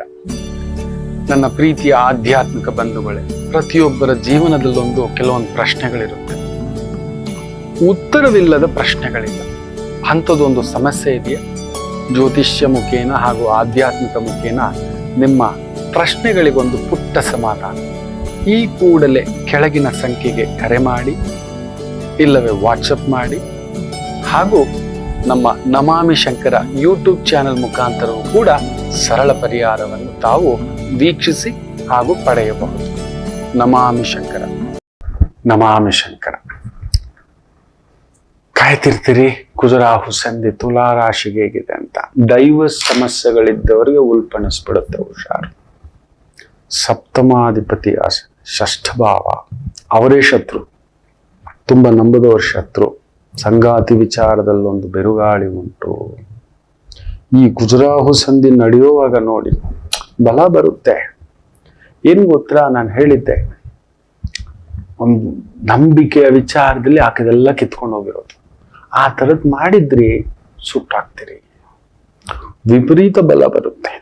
ಹೇಗಾದರೂ ಸರಿ, ಅಪಹರಿಸಾದರೂ, ಮೋಸ ಮಾಡಿ ಆದರೂ, ಅನ್ಯಾಯ ಮಾಡಿ ಆದರೂ, ಅಧರ್ಮ ಮಾಡಿ ಆದರೂ ನಾವು ಬದುಕಬೇಕು ಅನ್ನತಕ್ಕಂಥದ್ದು. ದೂರಕ್ಕೆ ಹೋಗಿರತಕ್ಕಂಥ ಸೋದರ ಸಂಬಂಧಿಗಳು ಅಂದ್ರೆ ಅಣ್ಣ, ತಮ್ಮ, ಅಕ್ಕ, ತಂಗಿ, ಇವರುಗಳು ಮರಳಿ ನಿಮಗೆ ಸಿಗತಕ್ಕಂಥ ಸಾಧ್ಯತೆ ಇರುತ್ತೆ. ನೀವೆಲ್ಲಾನು ಬಿಟ್ಟು ಹೋದವ್ರು ಮರಳಿ ಬದುಕುಗೂಡು ಕಟ್ಟುವ ಪ್ರಭಾವ ಇದೆ. ನೋಡಿ, ಗುರು ಬೇರೆ ಅಷ್ಟಮ ಅಸ್ತಂಗತದಲ್ಲಿದ್ದಾನೆ. ಅದರಲ್ಲಿ ಕುಜರಾಹು ಸಂಧಿ ನಡೆದಾಗ ಏನಾಗುತ್ತೆ, ಮೊದಲೇ ಜ್ಞಾನಕಾರಕ ಗುರು ಅಸ್ತಂಗತ. ಹಾಗೇನಾಗುತ್ತೆ, ನಮಗೆ ಜ್ಞಾನ ಇಲ್ಲದಾಗ ಬುದ್ಧಿಕಾರಕ ವಿಪರೀತವಾಗಿ ಆಡ್ತಾನೆ. ಬುಧ ಸೂಪರ್ ಆಗಿದ್ದಾನೆ ನೋಡಿ, ಗಮನಿಸಿ ನೋಡಿ. ಈ ಕುಜರಾಹು ಸಂಧಿ ನಡೆಯುವಾಗ ಸೂಕ್ಷ್ಮವಾಗಿ ಗಮನಿಸಿದ್ರೆ ಒಂದು ಎಷ್ಟೋ ಕಡಿಮೆ ಅಂದರೂ ಎಷ್ಟೋ ಲಕ್ಷಾಂತರ ಕೋಟಿಯನ್ನ ವಿದೇಶಿ ಸಾಂಸ್ಥಿಕ ಹೂಡಿಕೆದಾರರು ವಾಪಸ್ ತಗೋತಿದ್ದಾರೆ ಅಂತ. ತಗೊಂಡಿದ್ದಾರೆ, ರಿಯಲ್ ಫ್ಯಾಕ್ಟೇ ಅದು. ಭಯ, ಈ ಎಲೆಕ್ಷನ್ ಇವ್ರು ಅಂದ್ಕೊಳ್ಳೋ ಹಾಗೆ ನಡೆಯೋ ಹಾಗಿಲ್ಲ, ರಿಸಲ್ಟ್ಸ್ ಇವ್ರು ಅಂದ್ಕೊಳ್ಳೋ ಸ್ಥಿತಿಗತಿಯಲ್ಲಿ ಬರುವುದಿಲ್ಲ. ಕುಜರಾಹು ನನ್ನ ಬಲ, ನನ್ನ ಬಲ, ನನ್ನ ಬಲ, ನಾನೇ ಬಲ, ನಾನೇ ಬಲ, ನಾನೇ ಬಲ, ನಾನೇ ಗೆಲ್ತೀನಿ ಅನ್ನೋರಿಗೆಲ್ಲ ಸರಿಯಾಗಿ ನೋಡ್ಕೊಳ್ಳೋ ಹಾಗೆ ಕೆಲವೊಂದು ವಿಚಾರಗಳಲ್ಲಿ ಉತ್ತರ ಕೊಡ್ತಾ ಇದೆ ಆಲ್ರೆಡಿ. ನಾನೇ ಗೆಲ್ತೇವೆ ಅನ್ನತಕ್ಕಂಥ ಈಶಾನ್ಯ ಭಾಗಗಳಲ್ಲಿ ನೋಡಿ ಎಲ್ಲೆಲ್ಲೋ ಏನೇನೋ ನಡೀತಿದೆ. ಅಲ್ಲೊಂಥರ ವಿಚಿತ್ರವಾದಂಥ ಭರಾಟೆಗಳು. ತುಂಬಾ ಗೆದ್ದು ಅಹಂಕಾರದಿಂದ ವರ್ಷಗಟ್ಟಲೆ, ದಶಕಗಟ್ಟಲೆ ನಾನಿಟ್ಟಿದ್ದೆ ಶಾಸನ, ನಾನು ಹೇಳಿದ್ದೆ ಶಾಸನ, ನಾನು ಮಾಡಿದ್ದೆ ಶಾಸನ, ನಾನು ದೋಚಿದ್ದೆಲ್ಲ ಸರಿ, ಯಾರಿಗೂ ಗೊತ್ತಾಗಲ್ಲ, ಕಣ್ಮುಚ್ಕೊಂಡು ಹಾಲು ಕುಡಿತಿದೆ ಅಂದಿದ್ದು ಈ ಬಾರಿಯ ಪ್ರಜಾಪ್ರಭುತ್ವದ ಬ್ಯೂಟಿ ಹೆಂಗಿದೆ ಗೊತ್ತಾ, ಸರಿಯಾಗಿ ವಾಪಸ್ ಕೊಡುತ್ತೆ. ಅಂತಿಂತ ವಾಪಸ್ ಕೊಟ್ಟಿರೋಲ್ಲ. ನಮ್ಮ ಸ್ಕೀಮ್ಗಳು ವರ್ಕ್ ಆಗ್ಬಿಟ್ಟಿದೆ, ನಾವು ಕೊಟ್ಟಿರೋ ಫ್ರೀ ಬೀಸ್ ವರ್ಕ್ ಆಗ್ಬಿಟ್ಟಿದೆ, ನಾವು ಕೊಟ್ಟಿರೋ ಯೋಜನೆಗಳು, ಸಾಲ ಭಾಗ್ಯ, ಕೃಷಿ ಭಾಗ್ಯ, ರೈತ ಭಾಗ್ಯ, ಏನೇನೋ ಹೇಳ್ತಿದಾರಲ್ವಾ ಇವರು ಬುರುಡೆ ಪುರಾಣಸ್ಥರು. ಎರಡೂ ಕಡೆಯವರು ಇವನ್ ಚೋರ ಅಂದ್ರೆ ಇವನ್ ಚೋರಿಗೆ ಮೀರಿದು ಚಾಂಡಾಳ, ಚಾಂಡಾಳ ಅಂದ್ರೆ ಚಾಂಡಾಳದ ಮೇಲೆ ಮಹಾ ಚಾಂಡಾಳ. ಎಲ್ಲ ಇದಾರೆ, ನೆನ್ಪಿಟ್ಕೊಳ್ಳಿ. ಎರಡು ನಾಲಿಗೆಯವರು ಇವರು ಎರಡು ನಾಲಿಗೆಯವರು. ಇವರಿಗೆ ಅಧಿಕಾರ ಸಿಗೋವರೆಗೂ ಅಷ್ಟೇ. ಇವ್ರಿಗೆ ಅದು ಸಿಕ್ಕದ ಮೇಲೆ ಏನ್ ಬೇಕಾದ್ರೂ ಬಾಚ್ಕೊಬಿಡ್ತಾರೆ. ಇದು ನಾವು ಕಾಲ್ ಬ್ಯಾಕ್ ಸಿಸ್ಟಮ್ ಅನ್ನ ಇಡಬೇಕು. ನೋಟ ಅಲ್ಲ, ಕಾಲ್ ಬ್ಯಾಕ್ ಸಿಸ್ಟಮ್. ನಮಗೆ ಕೆಲಸ ಮಾಡುತ್ತಿಲ್ಲ ಅಂದ್ರೆ ವಾಪಸ್ ಕರ್ಸ್ಕೋಬೇಕು. ದುಂಬಿ ಹಚ್ತಾನೆ ಅಂದ್ರೆ ವಾಪಸ್ ಕರ್ಸ್ಕೊಳ್ಳೋ ತಾಕತ್ತಿರ್ಬೇಕು. ಆ ಒಂದು 10% ಜನ ಆ ಥರದ್ದೊಂದು ಹಾಕಬೇಕು. ಒಂದು 20%, 30% ವೋಟಿಂಗ್ ಕಾಲ್ ಬ್ಯಾಕ್ ದಟ್ ಆ ಅಧಿಕಾರಿಯನ್ನ. ಇವರು ಆ ಅಧಿಕಾರಿ ಕೆಲಸ ಮಾಡಿಲ್ಲ ಅಂದ್ರೆ ಇವ್ರನ್ನ ವಾಪಸ್ಸು ಬೇರೆ ವಿಭಾಗಕ್ಕೆ ಹಾಕ್ತಾರೆ, ಎಲ್ಲ ಸಸ್ಪೆನ್ಷನ್ ಮಾಡ್ತಾರೆ. ನಿಜವೇ. ಇವ್ರು ತಪ್ಪು ಮಾಡಿದ್ರೆ, ಇವರು ತಪ್ಪು ಮಾಡಿದರೆ, ಇವರು ತಪ್ಪಾದ ಆಡಳಿತ ನಡೆಸುತ್ತಿದ್ದರೆ, ತುಘಲಕ್ ದರ್ಬಾರ್ ನಡೆಸುತ್ತಿದ್ದರೆ, ಹೇಳಿ ಏನ್ ಮಾಡೋಣ? ಅದಕ್ಕೊಂದು ನಾವು ಇಡೀ ವಿಶ್ವಕ್ಕೆ ತೋರಿಸ್ಕೊಡ್ಬೇಕು. ಇಡೀ ವಿಶ್ವದಲ್ಲಿಯೇ ಒಂದು ಪ್ರಜಾಪ್ರಭುತ್ವದ ಈ ಪ್ರಜಾಸತ್ತಾತ್ಮಕ ಆಯ್ಕೆ ಅನ್ನತಕ್ಕಂಥದರ ವಿಚಾರದಲ್ಲಿ ಇಡೀ ವಿಶ್ವಕ್ಕೆ ವಿಶ್ವಗುರು ನಾವು, ಹೌದಲ್ವಾ? ಈ ಥರದ್ದು ಒಂದೇನಾದ್ರೂ ಒಂದು ಮಾಡೋ ಯೋಚನೆ ಮಾಡ್ಬೇಕು ಮಕ್ಕಳೇ, ಮಾಡ್ಬೇಕು. ನಾವು ಸುಪ್ರೀಂ ಕೋರ್ಟ್ ಅವ್ರಿಗೂ ತಗೊಂಡು ಹೋಗ್ಬೇಕು. ಒಂದು ಹಾಕಿ ಸರಿಯಾಗಿದೆ ಚರ್ಚೆಗಳು, ವರ್ಷಗಟ್ಲೆ ಬಡದಾಡಿದ್ರು ಸರಿ. ಸ್ವಾಮಿ ಇವರುಗಳು ಮಾಡಲ್ಲ. ನಮ್ ಬದುಕು ಹಿಂಗಾಗಿದೆ, ನಮಗೂ ಬೇಕು. ನಾವು ಆಯ್ಕೆ ಮಾಡಿದ ವ್ಯಕ್ತಿ ಸರಿಯಾಗಿ ಕೆಲಸ ಮಾಡಿಲ್ಲ ಅಂದ್ರೆ ಅಧಿಕಾರಿನ ಮಾತ್ರ ತೆಗಿತೀರಿ. ನಾವು ಸರಿಯಾಗಿ ಟ್ಯಾಕ್ಸ್ ಕಟ್ಟಿಲ್ಲ ಅಂದ್ರೆ ನಮ್ಮನ್ನು ಕರೆಸ್ತೀರಿ. ನಾವು ತಪ್ಪು ಮಾಡಿದೀವಿ. ನಿಮಗೆ ಗೊತ್ತಿದೆಯಾ, ಚೈನಾನಲ್ಲಿ ಒಂದು ತಮಾಷೆ ಇದೆ. ಸ್ಟ್ರಿಕ್ಟ್ ರೂಲ್ ಇದೆ. ಯಾವ ಮಟ್ಟಕ್ಕೆ ಅಂದ್ರೆ ನೀವು ನಂಬಲ್ಲ, ಒಬ್ಬ ವ್ಯಕ್ತಿ ಪಾದಾಚಾರಿಗೆ ಸಿಗ್ನಲ್ ಬಿದ್ದಾಗ, ಸಿಗ್ನಲ್ ಇದೆ, ಪಾದಾಚಾರಿ ರೋಡ್ ಕ್ರಾಸ್ ಮಾಡ್ಲಿಕ್ಕೆ ಸಿಗ್ನಲ್ ಹಾಕಿರ್ತಾರೆ. ಅದನ್ನ ಬ್ರೇಕ್ ಮಾಡಿ ನಾವು ಕಾರ್ ತಗೊಂಡ್ರೆ ಅವನು ಕ್ಯಾಪ್ಚರ್ ಮಾಡುತ್ತೆ. ಯಾವ ಪೊಲೀಸು ಗಿಲಿಸು ಏನೂ ಇಲ್ಲ, ಕ್ಯಾಮ್ರಾ ಕ್ಯಾಪ್ಚರ್ ಮಾಡುತ್ತೆ, ಅವನಿಗೊಂದು ನೋಟಿಸ್ ಬರುತ್ತೆ. ತಮಾಷೆ ಏನು ಗೊತ್ತಾ, ಅವನನ್ನು ಬಹಿಷ್ಕಾರ ಮಾಡ್ತಾರೆ ಇಷ್ಟು ದಿನ ಅಂತ. ಅವನಿಗೆ ಏನೇನಕ್ಕೂ ಅವನಿಗೆ ಅಲೋವಿಲ್ಲ. ನೀವು ನಂಬ್ತೀರಾ? ಅವನಿಗೆ ಅಲೋವಿಲ್ಲ. ರೈಲ್ವೆ ಟಿಕೆಟು, ಬಸ್ ಟಿಕೆಟು, ಪಾರ್ಟಿಗಳು, ಸುತ್ತಮುತ್ತ ಎಲ್ಲ ಇಡೀ ಅಕ್ಕಪಕ್ಕ ಮನೆ, ಕಮ್ಯುನಿಟಿ, ಏನೇನೋ ಲಿಸ್ಟ್ ಆಫ್ 108 ವಿಚಾರಗಳಲ್ಲಿ ಅವನು ಬಹಿಷ್ಕಾರ. ಎಲ್ಲದರಲ್ಲೂ ಎಷ್ಟು ವಿಚಾರಗಳಲ್ಲಿ ಬಹಿಷ್ಕಾರ ಗೊತ್ತಾ? ಗವರ್ಮೆಂಟ್ ಅಂತದೊಂದು ಪಾಲಿಸಿ, ಪಬ್ಲಿಕ್ ಇದೆಲ್ಲ ಸೇರ್ಕೊಂಡು ಮಾಡಿರುವಂತ ಪಾಲಿಸಿ. ನೀನು ಒಬ್ಬ ಪಾದಾಚಾರಿ ರಸ್ತೆ ದಾಟಬೇಕಾದ್ರೆ ನುಗ್ಗುತ್ತೀಯ. ಹಾಗೆ ಪಾದಾಚಾರಿನೂ ಅಷ್ಟೇ, ರೆಡ್ ಸಿಗ್ನಲ್ ಹಾಕಿರುವಾಗಿದ್ದಾಗ ದುಂಕು ಆಗಿಲ್ಲ, ಕ್ರಾಸ್ ಮಾಡ್ಕೊಂಡು ಓಡೋ ಆಗಿಲ್ಲ, ಅಡ್ಡ ದಿಡ್ಡಿ. ನಾವು ಗಾಡಿ ಓಡಿಸೋಕೆ ನೋಡಿ ಹೆಂಗ್ ಅಡ್ಡ ಓಡ್ತಾರೆ, ಅಲ್ಲಿಲ್ಲ. ಕ್ಯಾಮ್ರಾ ಏನಾದ್ರು ಹಿಡಿತು ಅಂದ್ರೆ ಅವನನ್ನು ಬಹಿಷ್ಕಾರವೇ ಇಷ್ಟು ದಿನ ಅಂತ. ಶುಭ ಕಾರ್ಯಗಳಲ್ಲಿ ಬಹಿಷ್ಕಾರ, ಗವರ್ಮೆಂಟ್ ಪ್ರಾಜೆಕ್ಟ್ಗಳಲ್ಲಿ ಬಹಿಷ್ಕಾರ, ಟ್ರೈನ್ಗಳಲ್ಲಿ ಬಹಿಷ್ಕಾರ, ಬಾರ್ಗಳಲ್ಲಿ ಬಹಿಷ್ಕಾರ, ಹೋಟೆಲ್ಗಳಲ್ಲಿ ಬಹಿಷ್ಕಾರ, ಫಂಕ್ಷನ್ಗಳಲ್ಲಿ ಬಹಿಷ್ಕಾರ. ಅಲ್ಲವೇ ಕೊಡಲ್ಲ, ಆಕ್ಸೆಸ್ ಕಾರ್ಡ್ ಇದೆ ಅವ್ರಿಗೆ, ಕೊಡಲ್ಲ. ಅದು ತಗೊಂಡೋಗಿದ್ರೇನೆ. It's a digitalised. ಯಾವ ಮಟ್ಟಕ್ಕೆ ಮಾಡಿಟ್ಟಿದೆ ಅಂದ್ರೆ ಅವ್ನ್ ಬಹಿಷ್ಕಾರ. ನೀನು ಇನ್ನೊಬ್ಬ ತೊಂದರೆ ಕೊಡ್ಲಿಕ್ಕೆ ಅಡ್ಡ ನುಗ್ತೀಯ, ನೀನು ಕಾಯೋಕ್ಕಾಗಲ್ವಾ? ನಿಂದಿದ್ದಾನೆ ಗ್ರೀನ್ ಲೈಟ್, ಅಲ್ಲಿ ಹೋಗು. ಸ್ಕೈ ವಾಕರ್ ಇದೆಲ್ಲ, ಅಲ್ಲಿ ಹೋಗು. ಅಂತ ಅರ್ಜೆಂಟ್ ರಾಜಕಾರಿ ನೀನೇನ್ CM ನುಗ್ಗಬೇಕು 0 ಟ್ರಾಫಿಕ್ ಅಂತ ಬಿಡ್ಲಿಕ್ಕೆ? ಅಲ್ಲಿ ಹೋಗ್ಬಿಟ್ಟು ಏನೋ ಸೈನ್ ಆಗ್ಬೇಕು. ಅವ್ರು 1,000 ಕೋಟಿ 1,000 ಜನಕ್ಕೆ ಅನ್ನಕ್ಕೆ ಒಂದು ಕಾರ್ಯರೂಪ ತರ್ತಿದ್ದಾರೆ, ಪ್ರಧಾನಿಗಳು ದಾಟ್ತಿದ್ದಾರೆ, ಒಪ್ಪೋಣ. ಇಲ್ಲ ಒಂದು ಜೀವ ಉಳಿಸ್ಲಿಕ್ಕೆ ಒಂದು ಆಂಬ್ಯುಲೆನ್ಸ್ ಮೂವ್ಮೆಂಟ್ ಆಗ್ತಿದೆ, ಒಪ್ಪೋಣ. ನಿನಗೇನಂತದ್ದು ಒಂದು ದರ್ದು, ನುಗ್ಗೋದು, ಮಾಡೋದು ಎಲ್ಲ ಚೈನಾನಲ್ಲಿ ಇದೆ ಮಕ್ಕಳೇ. ನೋಡಿ, ನಾವು ಆ ತರದ್ದೊಂದು ಯೋಚನೆಯಲ್ಲಿ ತಂದ್ರೆ ಎಷ್ಟು ಆಕ್ಸಿಡೆಂಟ್ಗಳು ಬಚಾವಾಗುತ್ತೆ, ಭಯದಿಂದ ಬದುಕ್ತಾರೆ. ಈ ವ್ಯಕ್ತಿಗಳಿಗೂ ಕೂಡ ಈ ತರ ಮುಖ್ಯವಾಗಿ ರಸ್ತೆ, ಇವತ್ತು ಬೆಂಗಳೂರು ಮೈಸೂರಿನಲ್ಲಿ 12,000 ಕೇಸುಗಳು ಹಾಕಿದ್ದಾರೆ ಅಂತಾರೆ. ಹೌದ್ರಾ? ಕಲೆಕ್ಷನ್ ಮಾಡಿದಿರ್ತಾನೆ, ನಮ್ ಟ್ಯಾಕ್ಸ್ ದುಡ್ಡು ಕಲೆಕ್ಟ್ ಮಾಡಿದ್ವಿ, ಫೈನ್ ದುಡ್ಡು ಕಲೆಕ್ಟ್, ನಾವು ಒಪ್ಕೋತೀವಿ ಸ್ವಾಮಿ, ನಾವು ತಪ್ಪು ಮಾಡಿದ್ವಿ, ನಾವು ಕಟ್ತೀವಿ. ರಸ್ತೆ ಹಾಕುವಾಗ ಮಾಡದಂತ ತಪ್ಪಿಗೆ ಯಾವ ಶಿಕ್ಷೆ? ಲೇಟ್ ಆಗಿದ್ದಕ್ಕೆ ಯಾವ ಶಿಕ್ಷೆ? ಕಾರ್ಯರೂಪ ಅಷ್ಟು ವರ್ಷದಲ್ಲಿ ತರದಿದ್ದೇ ಒಂದು 10 ಪಟ್ಟು 20 ಪಟ್ಟು ನಮ್ಮ ಬಜೆಟ್ ದುಡ್ಡನ್ನ ಜಂಪ್ ಮಾಡಿಸಿ ತಿಂದು ತೇಗಿದಂತ ಇಂಥ ಅಧಿಕಾರಿ ವರ್ಗಕ್ಕೆ ಯಾವ ಶಿಕ್ಷೆ ಹೇಳಿ? ಯಾರು ಮಾತಾಡಲ್ಲ. ಇವರಿಬ್ರು ಚೋರ್ಗುರು, ಚಂಡಾಲ್ ಶುಶುಭ್ಯೋ. ನೀವು ಇದನ್ನ ಮುಟ್ಬಿಡಿದು. ಸೆಕ್ಷನ್ 370 ತರಲಿಕ್ಕೆ ಬಿಡದಾಗ ಹೇಗ್ ತಡೆದು ನಿಂತ್ಕೊಂಡಿದ್ರು 75 ವರ್ಷದಿಂದ, ಸುಮಾರು 70 ವರ್ಷದಿಂದ. ಹೌದು, ಅದೇ ರೀತಿಯ ಈ ತರದ ಕಾನೂನುಗಳು ಬರೆದಾಗ ಇವರೆಲ್ಲ ಸೇರ್ಕೊಬಿಡ್ತಾರೆ. ಒಪ್ಕೊಳ್ಳೋದೇ ಇಲ್ಲ, ಒಪ್ಪಿಕೊಳ್ಳುವುದೇ ಇಲ್ಲ. ಒಬ್ಬ ಪ್ರಬಲ ವ್ಯಕ್ತಿ ಇಷ್ಟೇ ಆಸ್ತಿ ಇರ್ಬೇಕು, 20 ಕೋಟಿ 30 ಕೋಟಿ ಅಷ್ಟೇ, ಅದ್ರ ಮೇಲೆ ಇರಬಾರ್ದು. ಅವ್ರಿಗೆ ಯಾವ್ದೇ ಗೌರ್ಮೆಂಟ್ ಪ್ರಾಜೆಕ್ಟ್ಗಳಿಲ್ಲ, ಅವ್ರ ಸಂಬಂಧಿಕರಿಗೆ, ಅವ್ರ ಸ್ನೇಹಿತರಿಗೆ, ಇದೆಲ್ಲ ಪಾಲಿಸಿಗಳು ತಂದ್ರೆ ಹೆಂಗಿರುತ್ತೆ ಗೊತ್ತಾ? ರಾಮರಾಜ್ಯ ಆಗುತ್ತೆ.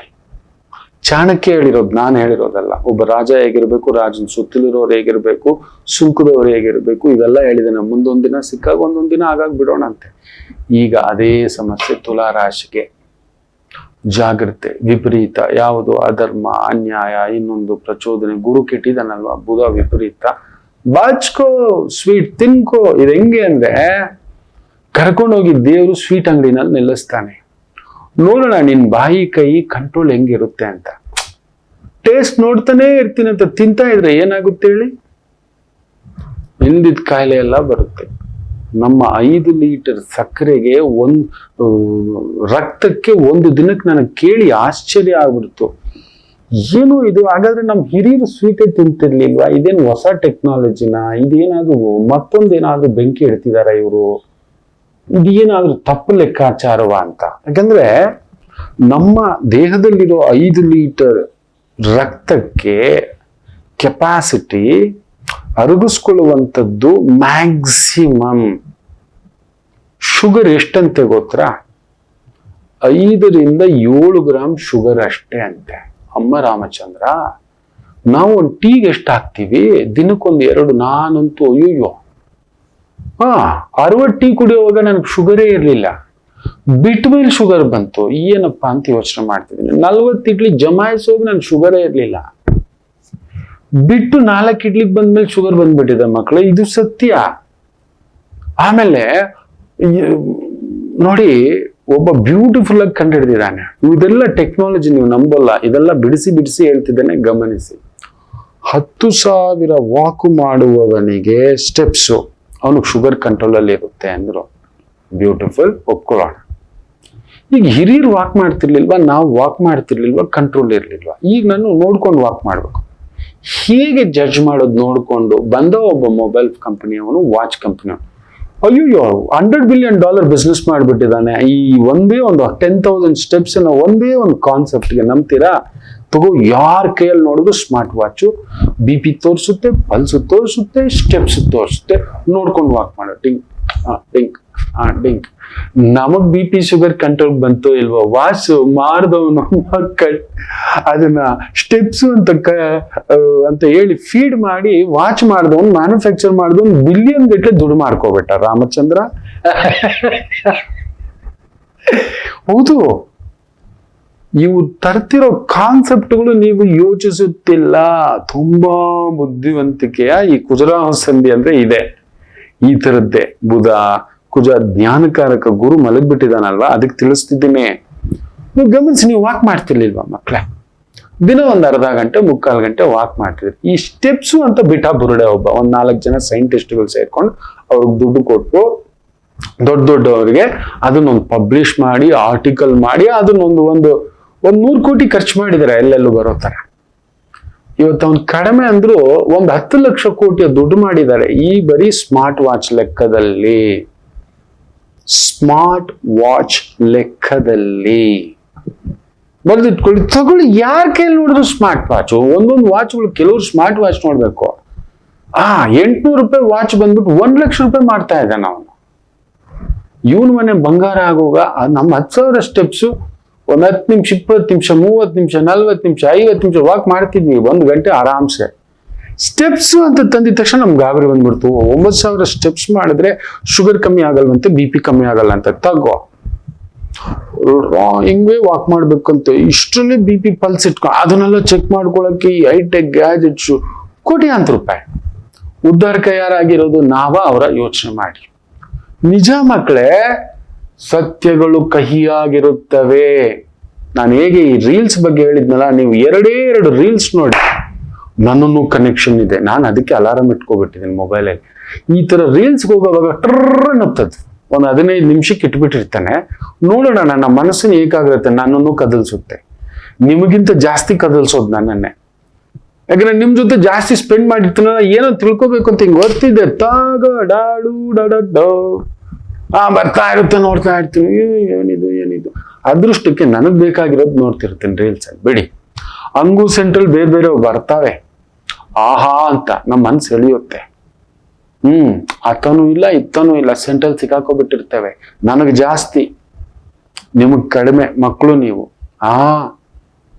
ಅದರಿಂದ ಈ ಕುಜರಾಹು ಪ್ರಭಾವ ತುಲಾ ರಾಶಿಗೆ ಆ ತರದ್ದು ಒಂದು ಮಾಡಿಸುತ್ತೆ. ಗುರು ಅಸ್ತಂಗತ ಹೇಗಾದ್ರೂ ಸರಿ, ಹೆಂಗಾದ್ರೂ ಸರಿ, ಯಾವ್ದಾದ್ರೂ ಸರಿ, ನಾನೇ ಸರಿ, ನಂದೇ ಸರಿ, ಈ ತರದ ವ್ಯವಹಾರ ವ್ಯಾಪಾರ ಅನ್ನತಕ್ಕಂಥ ಧುಮುಕಿಸಿ ಗುರು ಅಸ್ತಂಗತ ಅಲ್ವಾ, ಹಿಂಗೆ ಜೈಲಿಗೆ ಹಾಕ್ಬಿಡುತ್ತೆ. ಹುಷಾರು. ಗೃಹ ಬಂಧನವೋ, ಜೈಲು ಬಂಧನವೋ, ಬೇರೆ ರೀತಿಯ ಬಂಧನಗಳಿಗೆ ಸಿಲುಕಾಕೋಬಿಡ್ತೀರಿ. ತುಂಬು ಜಾಗರೂಕತೆ. ಒಂದು ಪುಟ್ಟ ವಿರಾಮ ತಗೊಂಡು ವಾಪಸ್ ಬಂದು ಈ ದಿನ ಭವಿಷ್ಯ ನೋಡ್ಬಿಡೋಣ. ಮಾತೃದೇವೋ ಭವ. ನಮಾಮಿ ಶಂಕರ. ನನ್ನ ಪ್ರೀತಿಯ ಆಧ್ಯಾತ್ಮಿಕ ಬಂಧುಗಳೇ, ಪ್ರತಿಯೊಬ್ಬರ ಜೀವನದಲ್ಲೊಂದು ಕೆಲವೊಂದು ಪ್ರಶ್ನೆಗಳಿರುತ್ತೆ, ಉತ್ತರವಿಲ್ಲದ ಪ್ರಶ್ನೆಗಳಿಲ್ಲ. ಅಂಥದ್ದೊಂದು ಸಮಸ್ಯೆ ಇದೆಯಾ? ಜ್ಯೋತಿಷ್ಯ ಮುಖೇನ ಹಾಗೂ ಆಧ್ಯಾತ್ಮಿಕ ಮುಖೇನ ನಿಮ್ಮ ಪ್ರಶ್ನೆಗಳಿಗೊಂದು ಪುಟ್ಟ ಸಮಾಧಾನ. ಈ ಕೂಡಲೇ ಕೆಳಗಿನ ಸಂಖ್ಯೆಗೆ ಕರೆ ಮಾಡಿ, ಇಲ್ಲವೇ ವಾಟ್ಸಪ್ ಮಾಡಿ, ಹಾಗೂ ನಮ್ಮ ನಮಾಮಿ ಶಂಕರ ಯೂಟ್ಯೂಬ್ ಚಾನೆಲ್ ಮುಖಾಂತರವೂ ಕೂಡ ಸರಳ ಪರಿಹಾರವನ್ನು ತಾವು ವೀಕ್ಷಿಸಿ ಹಾಗೂ ಪಡೆಯಬಹುದು. ನಮಾಮಿ ಶಂಕರ. ಇದೆಲ್ಲ ಹೇಳ್ಬೇಡಿ ಗುರುಗಳೇ, ನಾನು ಹೇಳೋದು ಬಿಡಲ್ಲ. ನೋಡಿ, ಕೆಲವ್ರು ಬರೀ ದಿನ ಭವಿಷ್ಯನೇ ಹೇಳಿ ಅಂತ ಕೂತ್ಕೋತಾರೆ. ಅದನ್ನ ನೋಡೋಕೆ ಹೇಳೋಕೆ ತುಂಬಾ ಜನ ಇದ್ದಾರೆ. ಅಲ್ಲೋಗಿ ಕೇಳ್ಕೊಳ್ಳಿ. ನಾನು ಸೀದಾ ಹೇಳ್ತೇನೆ, ಒಂದು ಗ್ರಹಗಳ ಬದಲಾವಣೆ ಮನುಷ್ಯನ ಮೇಲೆ, ಮನುಷ್ಯನ ಸ್ಥಿತಿ ಗತಿ ಇತಿ ಮಿತಿ ಆಲೋಚನಾ ವಿವೇಚನ ಚಿಂತನ ಯಾವ ರೀತಿ ಬದಲಾವಣೆ, ಸಮಾಜದಲ್ಲಿ ನಾವಿದ್ದೀವಿ ತಿಳಿಸ್ಕೋಬೇಕು. ನಾನು ತಿಳ್ಕೊಬೇಕು ನಿಮ್ ಜೊತೆ ಮಾತಾಡ್ತಾ. ಬರೀ ಇದನ್ನೇ ಹಾಕೊಂಡು ಒಗ್ಗರಣೆ ಹಾಕೊಂಡು ಕೂತ್ಕೊಂಡು ಬರೀ ಜ್ಯೋತಿಷ್ಯ ಹೇಳ್ಕೊಂಡು ಕೂತ್ಕೊಂಡಿದ್ರೆ ಪಪ್ಪಲು ಹುಡುಕವಯ್ಯ ಅಂತಾರೆ ನಮ್ ಗುರುಗಳು. ತಿದ್ದೋ, ಕದಲ್ಸೋ, ನೀನು ಕದಲೋ, ಹೇಳ್ತಾ ನೀನು ಕಲಿತಿ. ಹೌದು, 4 ಮಾವಿನ ಹಣ್ಣು ತಿನ್ಬೇಡ ಅಂತ ಹೇಳಿದ್ಯಲ್ಲ, ನೀನು ಅಟ್ಲೀಸ್ಟ್ 2 ಮಾವಿನ ಹಣ್ಣಕ್ಕೆ ಬರ್ತೀಯಲ್ಲ ಅಂದ್ರೆ 6 ಮಾವಿನ ಹಣ್ಣು ತಿಂತಿದ್ದೆ ಅಂತ. ಸತ್ಯವೇ. 40 ಇಡ್ಲಿ ತಿಂತಿದ್ದೆ ನಿಮ್ ಜೊತೆ ಮಾತಾಡ್ತಾ. ಏನೋ ಇದು, ನಾನ್ ದೇಹ ಶಕ್ತಿಯ ಕೆಲಸ ಮಾಡ್ತಿಲ್ವಲ್ಲ, ಮನೋಶಕ್ತಿ ಬುದ್ಧಿಶಕ್ತಿಗೆ ಎಷ್ಟು ಬೇಕು ಒಂದಿಷ್ಟು ಸಾಕು. ಹಾಗೆ ಕಡಿಮೆ ಮಾಡ್ತಾ 4 ಇಡ್ಲಿ ನನ್ನ ಹೆಂಡತಿ ಆಸೆಯಿಂದ ಇನ್ನೊಂದು ಇಡ್ಲಿ ಎಕ್ಸ್ಟ್ರಾ, ಇಲ್ಲ ನಮ್ಮಪ್ಪ ಹಾಕೊಳ್ಳೋ, ಇಲ್ಲ ನನ್ನ ಅಕ್ಕ ಇನ್ನೊಂದು ಹಾಕೊಳ್ಳೋ, ಅಷ್ಟೇ. ಹೌದು, ಕಡಿಮೆ ಅಂದ್ರು 15 ಉದ್ದಿನ ವಡೆ ತಿಂದು ಜೀರ್ಣಿಸ್ಕೊಳ್ಳೋ ಮೋಟ್ರು ನಂದು. 1 ಉದ್ದಿನ ವಡೆ ಹಾಕೋತೀನಿ, ಇಲ್ಲ ಮ್ಯಾಕ್ಸಿಮಮ್ 2. ಆ 2 ವಡೆ ತಿಂತೀನಿ ಅಂದ್ರೆ 1 ಇಡ್ಲಿ ತಿಂತಾನೆ. 1 ಇಡ್ಲಿ 2 ಉದ್ದಿನ ವಡೆ, ಇಲ್ಲ 2 ಇಡ್ಲಿ 1 ಉದ್ದಿನ ವಡೆ. ಉದ್ದಿನ ವಡೆ ಇಲ್ಲ ಅಂದ್ರೆ 4 ಇಡ್ಲಿ. ಹೈ ಪ್ರೋಟೀನ್ಸ್ ಬೆಳಿಗ್ಗೆ ಬೇಕು, ದಿನ ಪೂರ್ತಿ ಶಕ್ತಿಗೆ ಬೇಕು ಅಂತ. ಈ ರೀತಿ ಸಣ್ಣ ಬದಲಾವಣೆ ಇವತ್ತು ನನ್ನಲ್ಲಿ ಚೈತನ್ಯ. ನಿಮ್ ಜೊತೆ ಮಾತಾಡ್ತೀನಿ, ನೀವು ನನ್ನ ಗುರುಗಳಾಗ್ಬಿಟ್ರಿ. ಸತ್ಯ ಅದೇ, ನೀವು ನನ್ನ ನರಸಿಂಹ ಸ್ವಾಮಿ ಆಗ್ಬಿಟ್ರಿ. ಈ ಹಿರಣ್ಯ ಕಶಪುವನ್ನ ಹಾಕೊಂಡು ಸ್ವಾತಿ ನಕ್ಷತ್ರ ಮಧ್ಯಭಾಗದಲ್ಲೇ ಅಷ್ಟೇ, ಬೇಜಾರು ಮಾಡ್ಕೋಬೇಡಿ ಅಂತ ಹೇಳ್ತಾ, ಸ್ವಾತಿ ನಕ್ಷತ್ರದ ಈ ದಿನ ವಿಶೇಷವಾಗಿ ಮೇಷರಾಶಿ.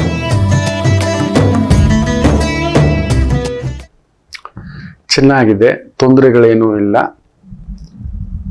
ಸ್ವಾತಿ ಆದ ಮೇಲೆ ವಿಶಾಖ ಕೂಡ ಇರತಕ್ಕಂಥದ್ದು. ಸೊ ಬೆಳಿಗ್ಗೆ 7 ಗಂಟೆವರೆಗೂ ಸ್ವಾತಿ ನಕ್ಷತ್ರ ಇದೆ. ಸೊ 2ರ ಬದಲಾವಣೆಯೂ ಬರುವುದರಿಂದ ಮೇಷರಾಶಿಗೆ ಒಂದ್ ಸ್ವಲ್ಪ ಗಲಿಬಿಲಿಯ ದಿನ ಇರತಕ್ಕಂಥದ್ದು ಇರುತ್ತೆ. ಸರ್ಕಾರಿ ಮಟ್ಟದ ಕೆಲಸ ಕಾರ್ಯ, ಸ್ತ್ರೀಯರಿಗೆ ಸಂಬಂಧಿತ ವೃತ್ತಿ ಉದ್ಯೋಗ ವ್ಯವಹಾರ ಅದ್ಭುತವಾದಂತ ಪ್ರಗತಿ ಕೊಡತಕ್ಕಂಥ ಒಂದು ದಿನ. ವೃಷಭ ರಾಶಿ ವಿಶೇಷ ದಿನ. ಕಲಾ ಮಾಧ್ಯಮದಲ್ಲಿದ್ದೀರಿ, ಟೀಚರು, ಲೆಕ್ಚರರು, ಪ್ರೊಫೆಸರು, ಡಾನ್ಸರು, ಮ್ಯೂಸಿಷಿಯನ್ನು, ಅದನ್ನ ಕಲಿಸ್ತಕ್ಕಂಥ ಒಂದು institute, coaching, makeup, beauty parlour, ಅದ್ಭುತ ಪ್ರಗತಿ. ಮಿಥುನ ರಾಶಿ ವಿಶೇಷವಾಗಿ ಈ ಟೀಚಿಂಗು, ಲೆಕ್ಚರರು, ಪ್ರೊಫೆಸರು, ಅಡ್ವೈಸರು, ಗುರುಸ್ಥಾನ, ಈ ತರದ ವೃತ್ತಿ ಉದ್ಯೋಗ ಅದ್ಭುತ ಪ್ರಗತಿ. ಕರ್ಕಾಟಕ ರಾಶಿ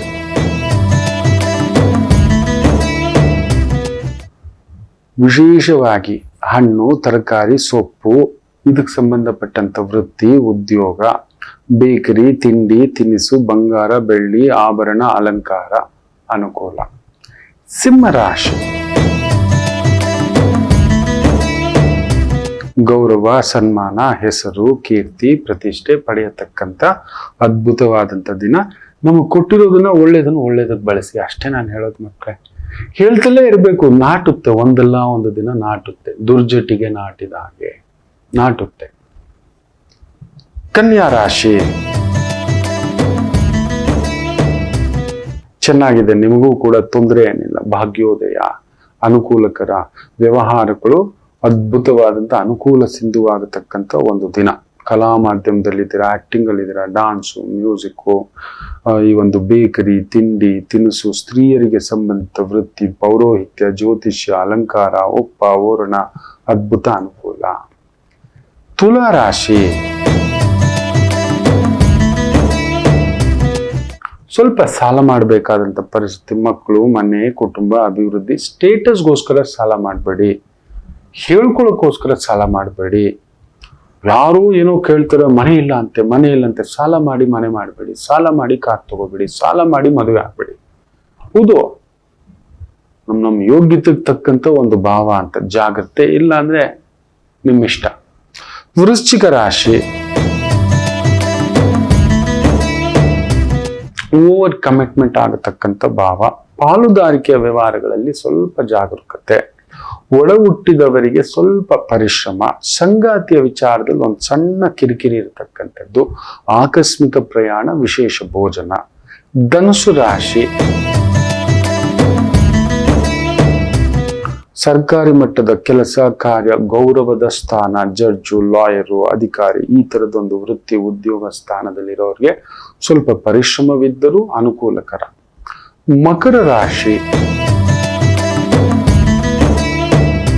ಕಲಾ ಮಾಧ್ಯಮ, ಅಲಂಕಾರ, ಒಪ್ಪ, ಓರಣ, ಗೌರ್ಮೆಂಟ್ ಜಾಬು, ಕೆಲಸ, projects, teacher, doctor, lecturer, professor, adviser, judge, ಈ ರೀತಿಯ ವೃತ್ತಿ ಉದ್ಯೋಗದಲ್ಲಿರತಕ್ಕಂಥವರಿಗೆ ವಿಶೇಷ ಅಭಿವೃದ್ಧಿ. ಇನ್ನು ಕುಂಭರಾಶಿ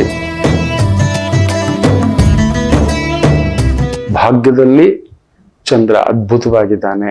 ಭಾಗ್ಯಾಧಿಪತಿ ಕೇಂದ್ರದಲ್ಲಿರೋದ್ರಿಂದ ಅಭಿವೃದ್ಧಿ, ಹಣಕಾಸು, ವ್ಯವಹಾರ, ವ್ಯಾಪಾರ, ಉದ್ಯೋಗ ಇವುಗಳಲ್ಲಿ ವಿಶೇಷವಾದಂಥ ಅಭಿವೃದ್ಧಿ ಪಡೆಯತಕ್ಕಂಥ ಒಂದು ದಿನವಾಗಿರುತ್ತೆ.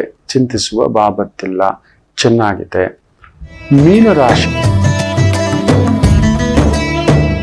ಸ್ವಲ್ಪ ಖರ್ಚಿನ ದಿನ, ಅನಗತ್ಯ, ಯಾವುದೊಂದು ಓವರ್ ಹೈ ಎಕ್ಸ್ಪೆಕ್ಟೇಷನ್ಗೋಸ್ಕರ. ಒಂದ್ ಮನೆ ಇದ್ರೆ ಇನ್ನೊಂದು ಮನೆ ಬೇಕು, ಒಂದ್ ಗಾಡಿ ಇದ್ರೆ ಇನ್ನೊಂದು ಗಾಡಿ ಬೇಕು, ಒಂದ್ ಬಿಸ್ನೆಸ್ ಇದ್ರೆ ಇನ್ನೊಂದು ಬಿಸ್ನೆಸ್ ಬೇಕು, ಒಂದ್ ಮಗು ಇದ್ರೆ ಇನ್ನೊಂದು ಮಗು ಬೇಕು.